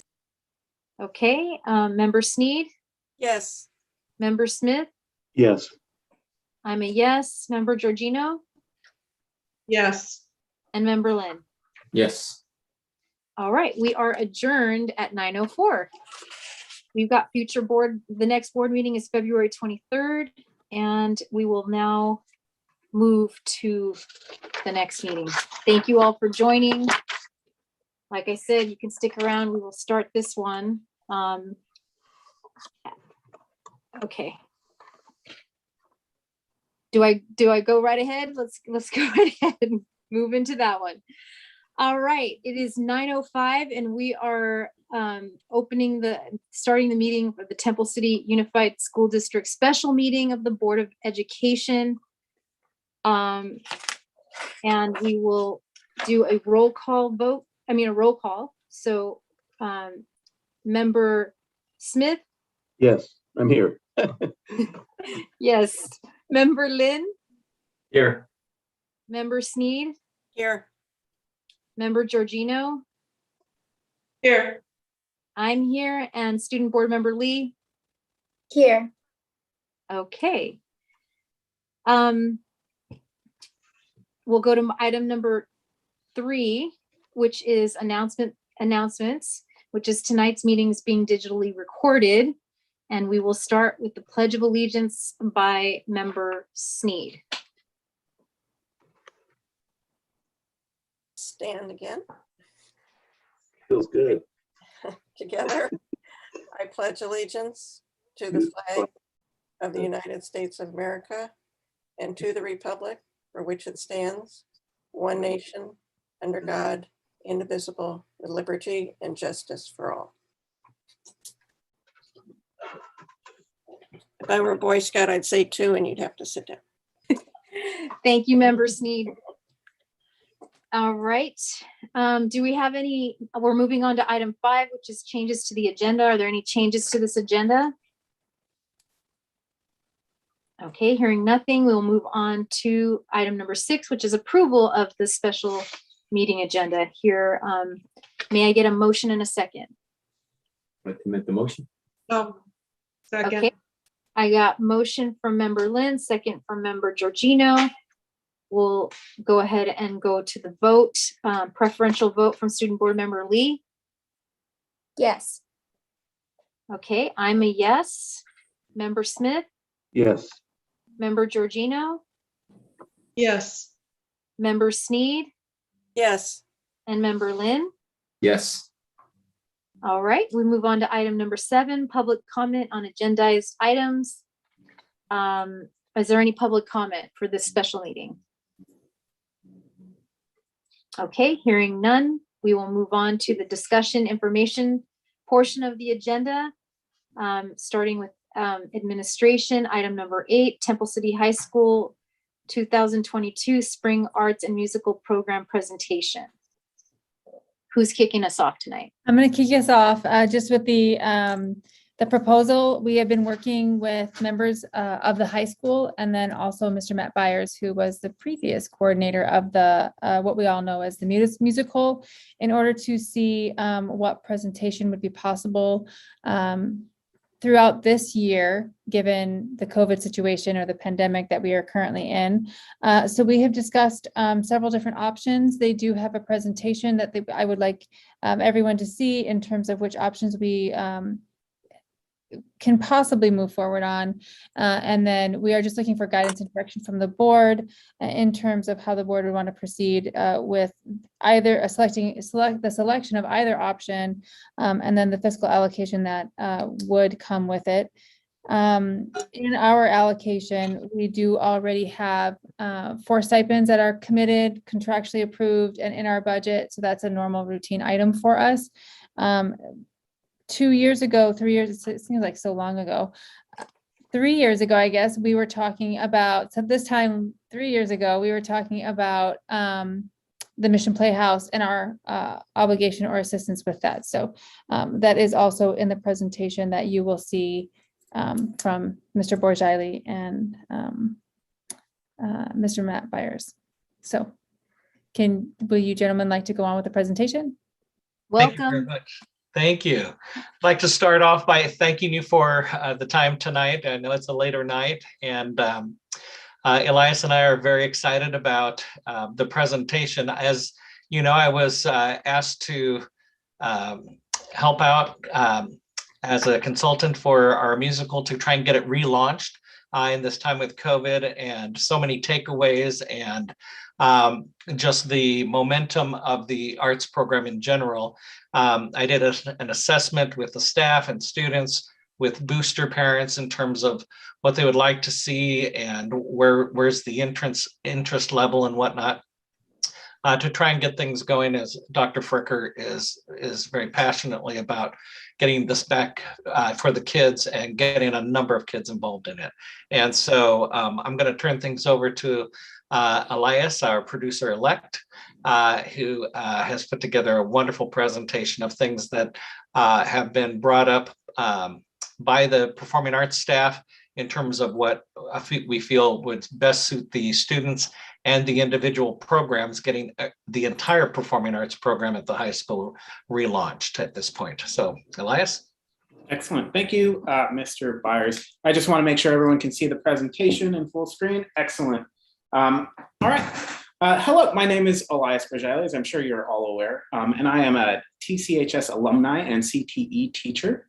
I've lived my whole life within 15 miles of Temple City, and I've always called the district home and understand the value of the traditions that we have. As such, I'm here with Matt today to present to you our thoughts on a 2022 production. Before we get into the meat of things, I wanted to share some history about our musical tradition at Temple City Unified. It all started back in 1965 with a show called Lil Abner, which was based on a comic strip at the time. With the exception of 3 years, Temple City Unified has produced a musical every year since then. The first non-musical year was in 1972 when Temple City High School produced the Green and Gold Review in lieu of a traditional musical. Since then, we have not skipped a year until the start of the pandemic with a last-minute cancellation of Newsies, and of course in 2021 due to the pandemic continuing in distance learning. Throughout its history, the program bolstered community support and drew the participation of all of our Temple City Unified schools, 3rd grade through 12th grade, with more mature guests making guest appearances along the way. Our casts have ranged from as few as 20 to as large as 160 students, which fueled the momentum to keep these productions going for many years. Throughout its history, the program attracted students from local districts and art schools, as it has become well known throughout the high school community, or high school musical community. As far as south as Orange County, schools and program directors envy what we have been able to accomplish over the years, with Temple City High School winning J. Ray Awards on several occasions for different aspects of our performance. The way we were able to create this engaging and unique experience for our students was to plan. In a typical non-COVID year, planning would begin during the summer prior to the school year beginning. The production staff would gather and discuss talent, sets, timing, and availability in late July and into August, with a clear vision of what aspects were needed for the show. In November, the show would be announced and auditions would be held. Students were cast into varying roles of the show and given research materials, scripts, music, and blocking notes to look over and begin memorizing over winter break. Upon the return to school in January, the cast began in rehearsals with their castmates. These rehearsals slowly progressed into after school and weekend rehearsals for blocking, choreography, music, tap dancing, costume fittings, program photos, and all the other things that go along with it. And that would happen throughout the month of February. Additionally, our student orchestra began rehearsing in early January as well, working with the director and conductor to ensure alignment between spoken word, music, and actions on stage. 2 weeks before opening night, Dragonflix would begin loading in the set pieces, lighting, special effects like fly rigs, and costumes into the Mission Playhouse. The prep work takes about 5 to 7 days, depending on the complexity of the set and other technical aspects of the show. Once the load-in was mostly complete, the cast and orchestra would join us at the Mission Playhouse, along with other support staff. And at that time, we would begin dress rehearsals. After a long sometimes hard week of blood, sweat, and tears, everyone would rehearse for that week. And the Temple City Performing Arts would open the spring musical on Friday, on the second Friday of March, for a 3-day run for hundreds and even thousands of audience and community members.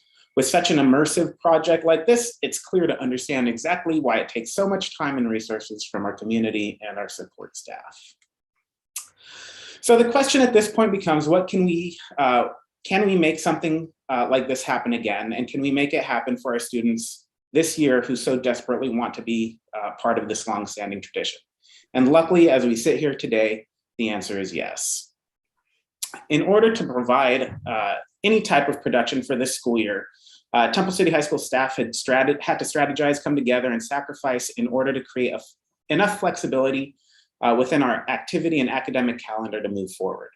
And in trying to provide as many opportunities for our students while being mindful of state testing, AP testing, spring break, and other academic obligations, Temple City High School staff would like to present a week-long celebration of the arts, which culminates in the production of our annual spring musical.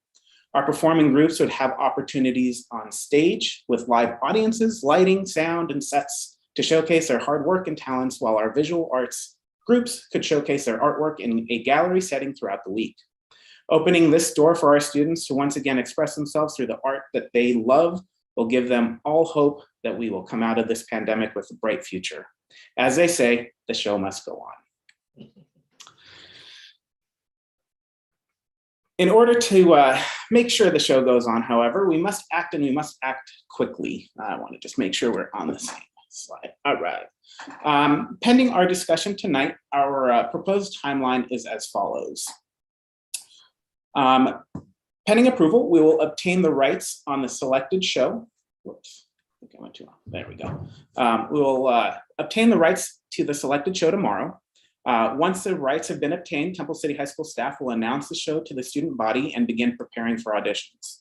Auditions would be scheduled to begin on February 22nd with the announcement of the cast on the 28th. Rehearsals would begin immediately, as there would need to be a slowing down and or hiatus on rehearsals for CASP and AP testing. Since the weeks leading up and during testing elevate the stress levels of our student body, careful planning and lean rehearsals will be necessary in order to ensure student success. It is for this reason that we act swiftly and deliberately if we decide to proceed. After the conclusion of testing, Temple City High School will move into the Mission Playhouse on May 16th, with the Arts Week showcase beginning on the 23rd and running through this 27th. As you can see on this slide, each day of the week would be dedicated to showcasing a different performing arts group, while the visual arts would showcase their work throughout the entire event. Due to the limited availability of the Mission Playhouse during the time period after testing and prior to the conclusion of the school year, our show schedule would be more condensed compared to a traditional year. Production staff and event stakeholders would quickly determine the date in which they would want to host their individual events. But as you can see from the slide, this is one scenario of what the Arts Showcase Week would look like, with the 27th being the culminating event of the musical, with the anticipation of presenting it twice in the day, once in the early afternoon with a focus on attracting our younger audience in lieu of a matinee, which is typical, and an evening performance for parents and community members. Of course, all are welcome to either or both of our showings.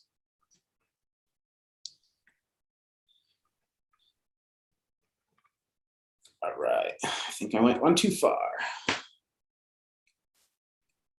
There we go. The daunting question that continues to lurk over our heads is a scenario of another surge in COVID cases and what we would do if we were faced with that situation. If it was determined that it was no longer safe to host this event at the Mission Playhouse, production staff would look to move the events to the Temple City High School campus. Depending on athletic schedules, weather constraints, capacity limits, and the options of hosting an indoor or an outdoor event while maintaining a functional campus would be considered. In a true surge situation where an indoor performance would not be possible at the Mission Playhouse, it would not be feasible for our production staff to plan an indoor event at TCHS, making an outdoor space the only option for these performances. While this plan B is a possibility, the limitations of these available spaces would restrict the scope of the production and limit involvement with our student body. Additionally, this Plan B option will not reduce the budget of producing this event, as many of the costs would have already been encumbered and spent on different aspects of the shows, or would still need to be spent in order to facilitate and support an outdoor venue, which would not already have the needed infrastructure in place. It should be noted, however, that there is some flexibility in some areas where forwarding the money paid to the following school year's production is an option. The last consideration I'll mention about this Plan B option is that ticket revenue and thus other sources of revenue may be reduced if the district deems it necessary to switch gears to this at a later date. The silver lining, however, in this option is that no matter what, we will have an opportunity to provide our students with an opportunity to express themselves through the arts and engage those that may not have other outlets. Mm-hmm.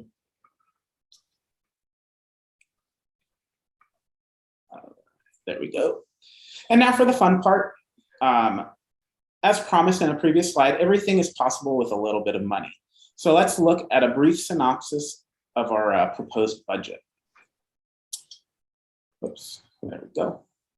Our budget is far more detailed with breakdowns and costs in more refined categories, but for the purposes of this presentation, these are our broad categories for expenses. Our largest budget category item is for scenic lighting and sound expenses at about $43,650. The second highest category would be the rental of the Mission Playhouse for 2 weeks of our load-in, rehearsals, and showcase. Moving down from there, we have the Temple City High School staffing, also known as the stipends that Dr. Fricker mentioned. These stipends are already accounted for and approved in the operating budget for this school year. Below that is other staffing. This includes production staff that are not part of the 4 stipends already approved, like the musical director, accompanist, conductor, technical director, stage manager, amongst others. More detail regarding this is laid out in the budget document that we can provide to you. Beyond staffing, we have makeup, costumes, and miscellaneous. The presentation rights, which round out our projected expenses at $116,850. Looking at our projected revenues, in no order at all, we have a conservatively projected ticket revenue of $25,000, with normal years bringing in closer to $60,000. Donations would come in at $14,500 from private donors, parents, students, etc. Ads and merchandise sales contribute approximately $8,000, with an additional $1,000 in other types of revenues. For this year, our biggest 2 revenue sources come through dedicated support from the Temple City Schools Foundation and the district. Temple City Schools Foundation has committed to contributing up to $20,000 in support for our production, while we are asking for the district to contribute $50,000. This brings our projected revenues to $18,500.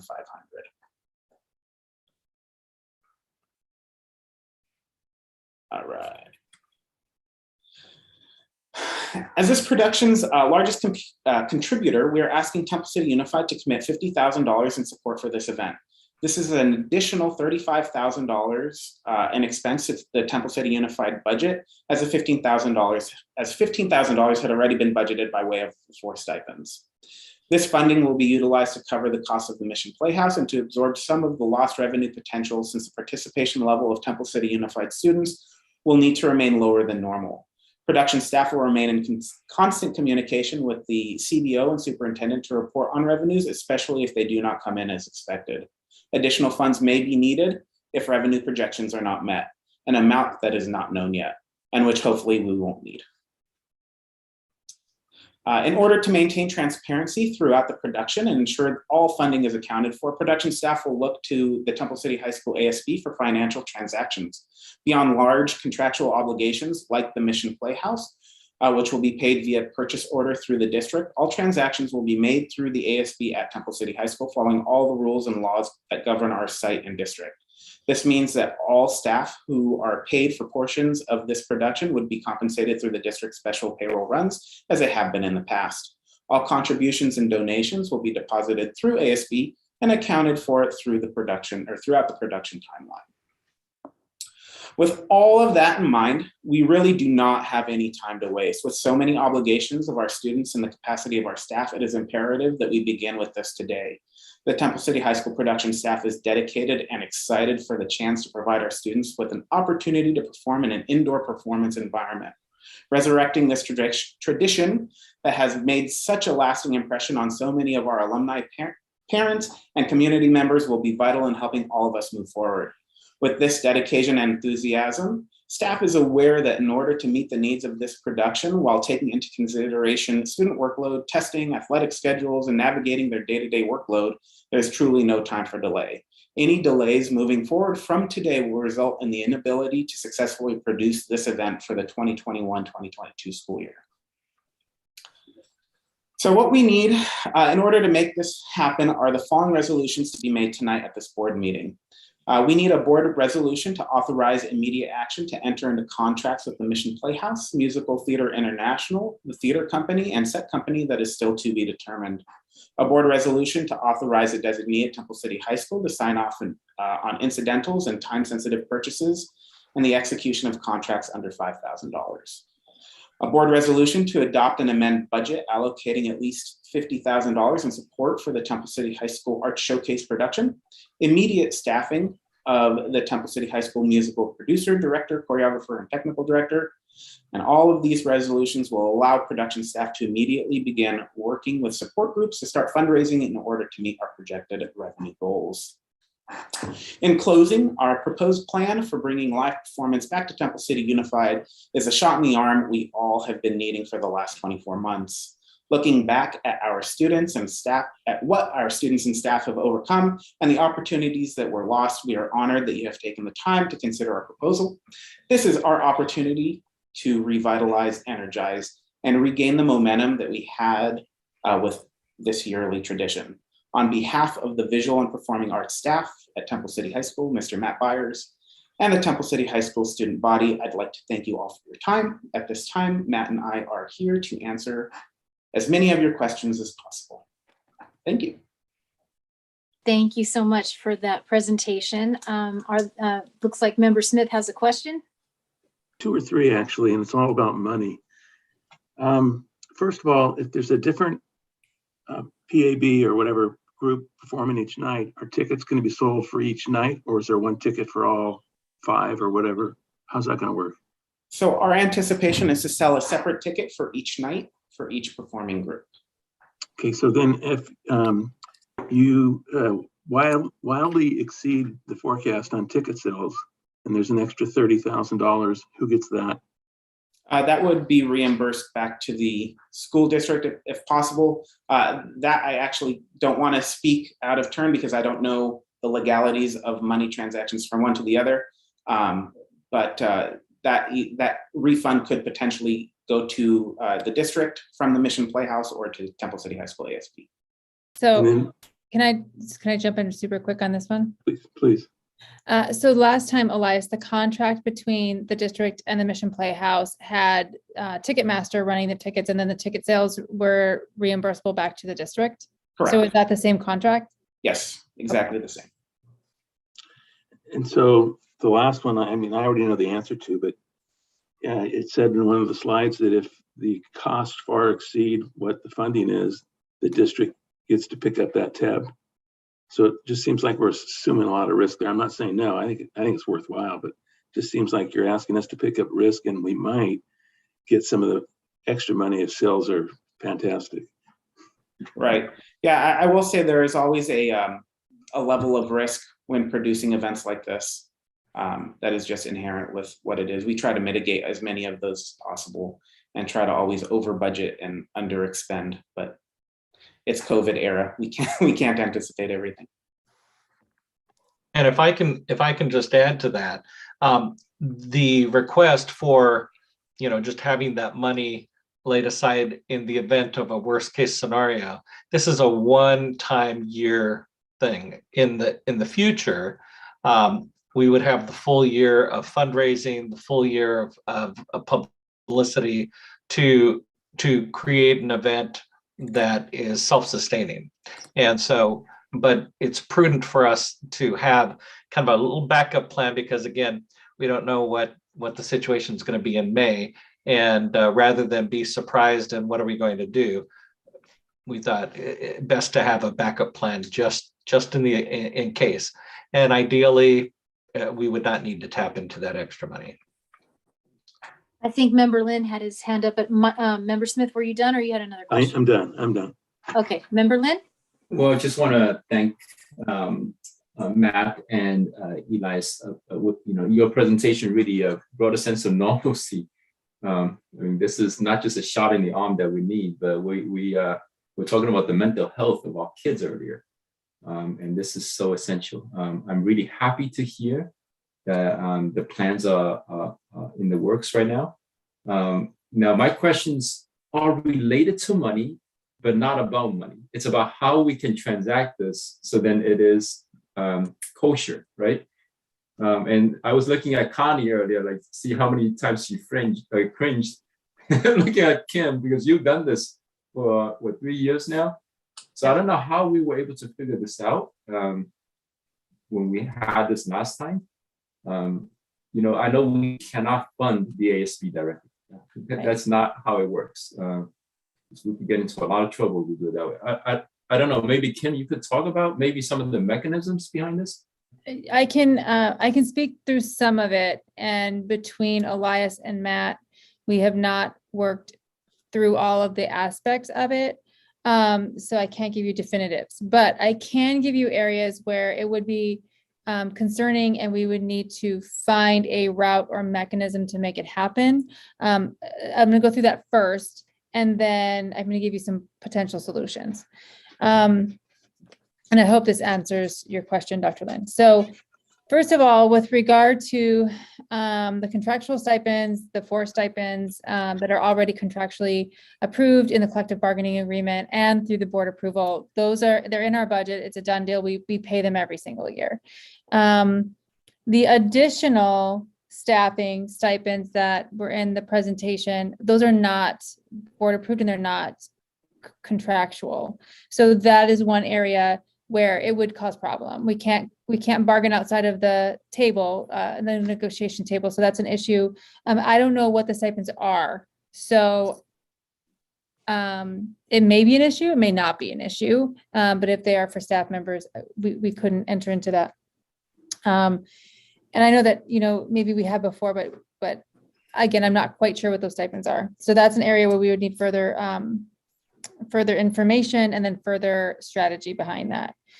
The district signer is one area where there are 4 district designated signers, and it opens up to bank accounts, it opens up to contract agreements and liability for the district. So I don't foresee us being able to give the authorization of signature to another person, say at the high school level. So we would have to work with the people who are designated signatures, and we have different amounts that we can authorize. We would have to work through that process, and that would have to garner board approval. We do have board meetings, 2 meetings per month here. It's not like we are running into several months with just 1 meeting, which would severely delay things. So I think that could be worked through with the system that we currently have in place. And then again, and I don't know the extreme timelines in total that Matt and Elias are referring to, but I would think that there would have to be a way that we could do it within our current system.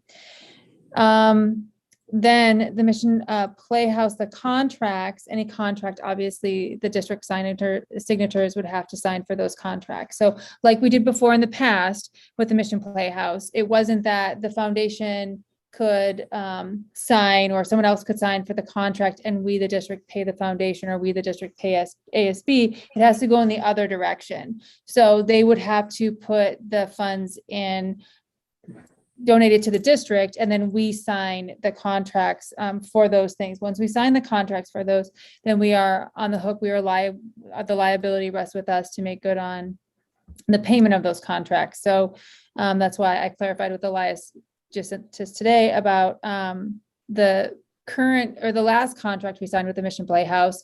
The district did enter into that agreement. We did sign that agreement. And then we did pay the 50% of that. I keep saying last year, it's not last year. Several years ago, The 50% of that was roughly 25 or 27,000. So in that previous year, we paid the 15,000 for the stipends plus the 27,000 for our half, the 50% of the rental.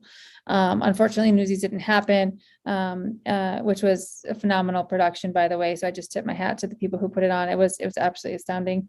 So that was a shame, but that was the district's contribution at that time.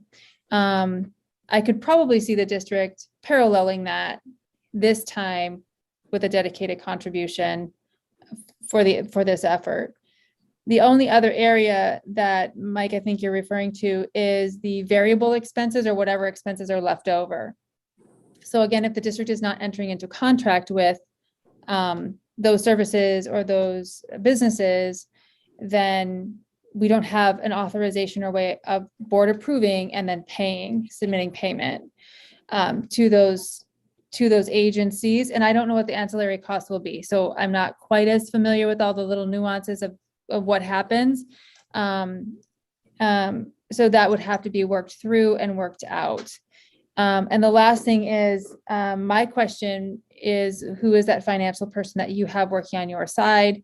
And then, because that would need to be in partnership with the financial person on our end, for the accounting purposes and making sure that there is no conflating of funds, meaning it's in two different accounts, a private account and an ASB account, because we don't want conflation of funds, and making sure that the directionality of the funds is from an outside entity to the district, not a district to the outside entity, unless we are in contract with a business for a service or a product. So those would be, I hope those are my answers. I think that there's probably solutions in there. I don't have them all mapped out, obviously, with Matt and Elias, because there's just isn't much, there wasn't that much time to do that. And it really is consensus from the board. Do you want us to pursue efforts into figuring that out, finding that out, trying to find that out? And then to what extent would the district be willing to contribute? And so I think to what extent the district would be willing to contribute would be something that would have to be, if there was a motion, it would have to be inside of that motion. And then that would create our district portion of the budget. When we say contribute, we don't mean a gift. Right? No. All right, Member Georgino. So just to clarify, essentially this week of performances would be a combination of the dance concert and the musical and the drama performances all put together. So all these things that haven't been able to happen throughout the rest of the year are going to happen all in 1 week. Everybody will get their day in the sun. Okay. So then for the Friday performance, are you talking about a play, or are you talking about like a musical review, or is it a surprise? It's still a surprise because we always like to announce it. So, we are doing a junior version or a one act of a very popular musical. All of you would know if we said, and that involves lots of kids in lots of different places for that whole inclusion piece. So, doing a junior version of this Broadway musical does help us with our timeline and some of our expenses, but it'll look like a traditional Temple City High School musical. Even have a live orchestra. So. Yay. Okay. So then I have a possible suggestion, something for you to mull over, because there'll be 5 shows in 1 week. Might be kind of expensive for people to go to all 5 of them. Have you thought about maybe having like a ticket where you could go to all 5 shows and get a little bit of a discount? Some people won't show up. You can sell tickets to other people and maybe come out more profitable. I'll buy one. Option. Me too. Okay. All right. Something to consider. Thank you. Okay, and Member Sneed, you had your hand up? Yeah, Elias, did you mention that? I'm not saying and I hope this will never happen. If the show was canceled, you said they would carry over the Yeah, so to a future year. Yeah, some of our expenses, I can't speak for all of them, but I know that at least for the Mission Playhouse, that all of the funding that would be paid in advance would carry over as a deposit for any future events at the Mission Playhouse. Okay. And yeah.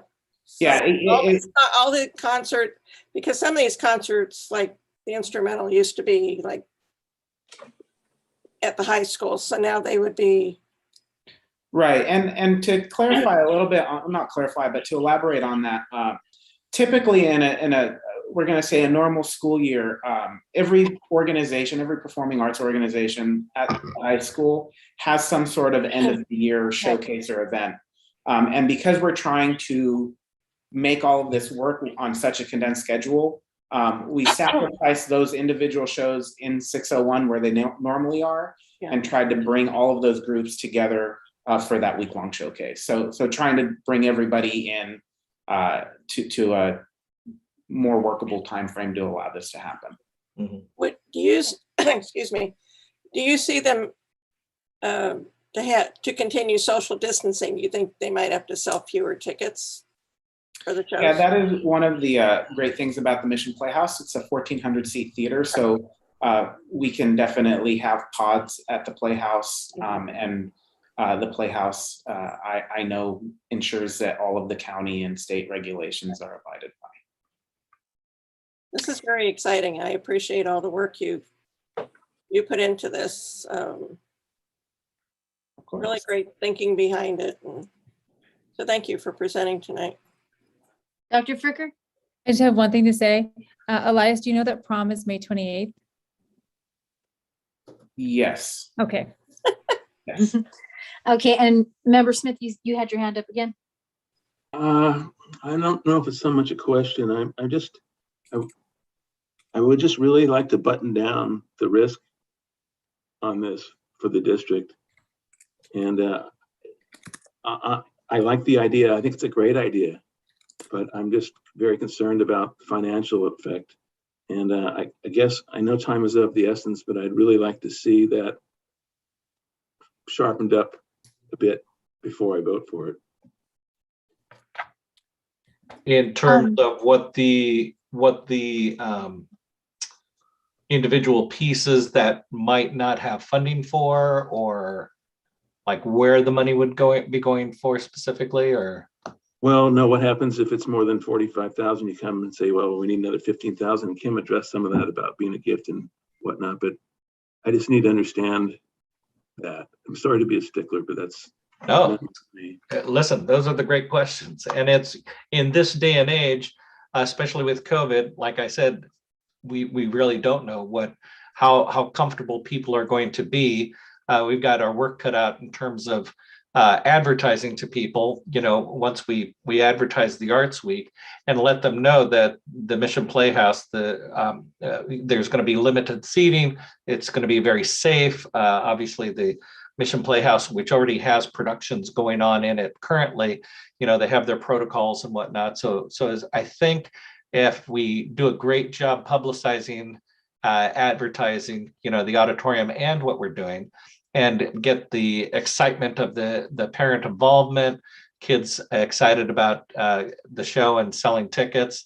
We're hoping that the budget that we put together will take care of it, take care of all of it, and really that we wouldn't need to use that extra money.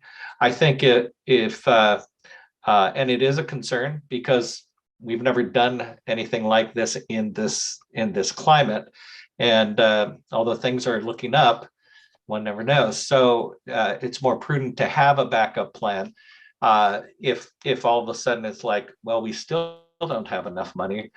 I mean, we're going to be baking cookies and doing other fundraising, I suppose, to make sure that everything works out. But we feel pretty confident, and just my experience in terms of the involvement of the community and support throughout the community, that it'll be well attended, and we won't run into that situation. But again, having done it for many years, I think it's really important to have a little bit of a backup plan just in case. And also to add on to that, from a monetary standpoint, our total budget is $117,000, with the auditorium being $30,000 of that, and then $20,000 being a contribution from Schools Foundation. So realistically, a worst case scenario type of a situation would put an obligation on the district of about $80,000 if revenues are zero, other than the Schools Foundation contribution. I'll just make some comments, and maybe there's a question in there too. I think that, yes, time is of the essence. I get how important that is. And it's very difficult to project. So I'm glad you guys did your best to project, what the budget would look like and the sources. I think that our community really needs a win. And it's not just for the performers. It's for the people who can go and watch and be part of a community event. It does wonders it's going to do wonders for social emotional health.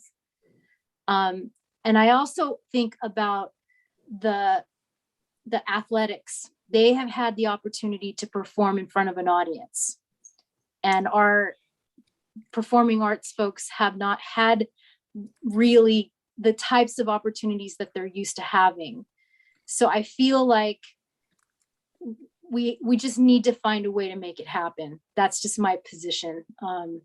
I know it's hard to project, and it may never get buttoned down 100%, but I think that we can, as a district, can draw the line where we need to draw the line in terms of money that we can contribute. And from that point forward, I'm sure that our parent groups, our foundation, all these community partners that typically help support this type of effort will be very happy to have this kind of event. So, and the other thing is, we've got all of the different performing arts groups and their boosters that might be able to, come in and help if necessary. But and I'm not committing them. I'm just saying it's not just us. And so while we may not have everything buttoned down, I feel strongly that we can't sit on it, and we need to make a decision about what we're willing to do at this point. And, if the numbers start coming, if there are numbers that better define certain aspects that we don't currently have, then they can come back to the board meeting, and we can see what we can do, if anything. And there's always a dialogue between Dr. Fricker and the team, so that we're not just waiting until a board meeting. So my feeling is we need a win, and I don't want to delay, but that's just me. So I think now that moves us on, unless there's any other questions, that moves us on to discussion action, where we are, it's item number 9, approval of direction for Temple City High School's 2022 Spring Arts and Musical. Do I have a motion and a second? I'll move. Okay, motion by member Georgino. I'll second. Second by member Sneed. Do we need to discuss the specifics about the direction? Do we need to? I think Kim said we do. Okay, so the Right, discussion would be. I think you should. I think we should define it, because the board's going to take action on it, and that's the parameters that we're under. Okay. So I think on our review document, and it said a total of 45,000. And that included the Mission Playhouse and what, additional stipends? Or I forget what that included.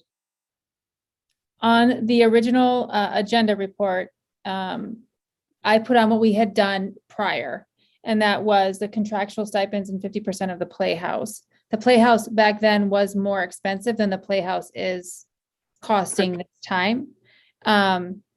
It's equivalent to about 45,000 in terms of if you did what we did last time, I keep saying last year, and you wanted to do that again, it would be equivalent to about 45,000. Okay. So, and I know you all said 50. So, you know, we're talking about a difference of 5,000. Just let me, does anybody have thoughts on, you know, the numbers? So Kim, I guess what I'd like to hear is what you think we can afford. Well, affording something always means reducing something. So some of the things are in the budget. The 15,000 is already in the budget. So you'd be talking about anything above that, that we would have to shift funds, make allocation for. And that would leave the $30,000 where we would have to make reductions somewhere else in the budget to carve out the allocation over there. And I asked the question about ESSER funds because this is like a social emotional health thing, but it's not one of those measurable support type things. I don't know, Connie, if you have any thoughts, or Kim, on, you know, I see it as a social emotional health activity, but I don't know that it meets the definition. And but I'd like to at least ask that question in public. I can jump in with the ESSER funds in terms of the ESSER 3 or ESSER 2. We did have plans. The ESSER 3 had a plan, so we can't really alter the ESSER 3 allocation. The ESSER 2 allocation does not come with a plan, so you could use it for any negative COVID related incident. So anything that was negatively affected by COVID. So for example, if we canceled and weren't able to go through with the play where it's scheduled, like we did last time, we were able to use funds to cover costs that we incurred because of the pandemic. So this isn't really a cost that we're incurring because of the pandemic. So in my opinion, I don't think that we could allocate the ESSER fund, but I would defer to Connie too, in case she wants to jump in. Yeah, I know this is a good question, and I just want to remind that the S3 has a board approved plan, and the S2 and S3 is subject to audit. And because this show is ongoing show, we had this show before, and because of COVID-19, we stopped, but we want to move back, resume the show. Yes, the show itself will have a benefit to the mental health for our kids, but since this is something not new to our operation, I think it was difficult to persuade the auditor to fund from the S3 funding. Okay, thanks. It was worth the ask. Thank you. Okay. All right, so we are talking about a total, including stipends, of between 45 and 50,000. Anybody have any concerns with that range, or do we want to button it down to a specific number? How about not to exceed 50,000? I like that. All right. So the approval of the direction for the Temple City Unified High School 2022 Spring Arts Musical. How does everybody feel about that number that Member Smith suggested? I'm seeing nods. Okay. Yes. All right. So then that's not to exceed $50,000. We've already got the motion in the second, so we will move to the vote. Preferential vote from Student Board Member Lee. Yes. All right, I am a yes. Member Smith, Yes. Member Lynn, Yes. Member Georgino, Yes. And Member Sneed. Yes. All right, this vote passes 5-0. We've got some good luck, happy VAPA kids and community. So please, I know you'll make us proud. All right. Got it. Can't wait. Yes, I cannot wait. Before we finish up, I do have to say that starting back in November, my first meeting with Dr. Fricker and Mari Montgomery, they have from the outset been very, very aggressive toward how can we make this happen and for kids and relaunching the arts. And they've given us, Chris Holmes has jumped on and been very, very helpful. And so I know for Elias and myself, we really appreciate the support that we've been having since November. And we're excited to bring this on home. So thank you so much. Awesome. I didn't I'm want to. glad we're ending on this note. Right? I'm sorry, Elias, what did you say? No, I just wanted to ask Dr. Fricker and the board, do we also need to approve contracts, or is that not, is that all encompassing in that not to exceed 50,000? I just want to make sure we have everything covered. So our allocation, obviously the easiest allocation for us is through contractual agreement. So we would enter into the agreement with the Playhouse, much like we did last time. And then I'll have to work with you, or Mari will have to work with you in terms of the other contracts that are in need of signature. And then they would have to go through the board approval process. In some cases, there may be one that needs to be signed ahead of a board meeting. And, in that case, I would contact the board president to get approval to do that, as I always do. And then we would work out a mechanism so that does go through the proper channels. Fantastic. Thank you. Thank you for the clarification. And thank you everybody for listening to us. I'm excited to report back to everybody. Yes, I'm excited to end on this note. So we'll move on to item 10, which is additional public comment on agendized and non-agendized items. Any additional public comments? No. All right, then we move on to adjournment. It is 9:56. Can I get a motion and a second? Yeah, we are close. All right, was that Matt? No, it was Mike, but I'll second it. Okay, Mike with the motion, Member Smith with the second. Let's go ahead and go to the vote. Preferential vote from Student Board Member Lee. Yes. All right, Member Lynn, Yes. Member Sneed, Yes. Member Smith, Yes. Member Georgino, Yes. and I am a yes. Thank you all for your time tonight. And have a great rest of your night and rest of your week. Good night.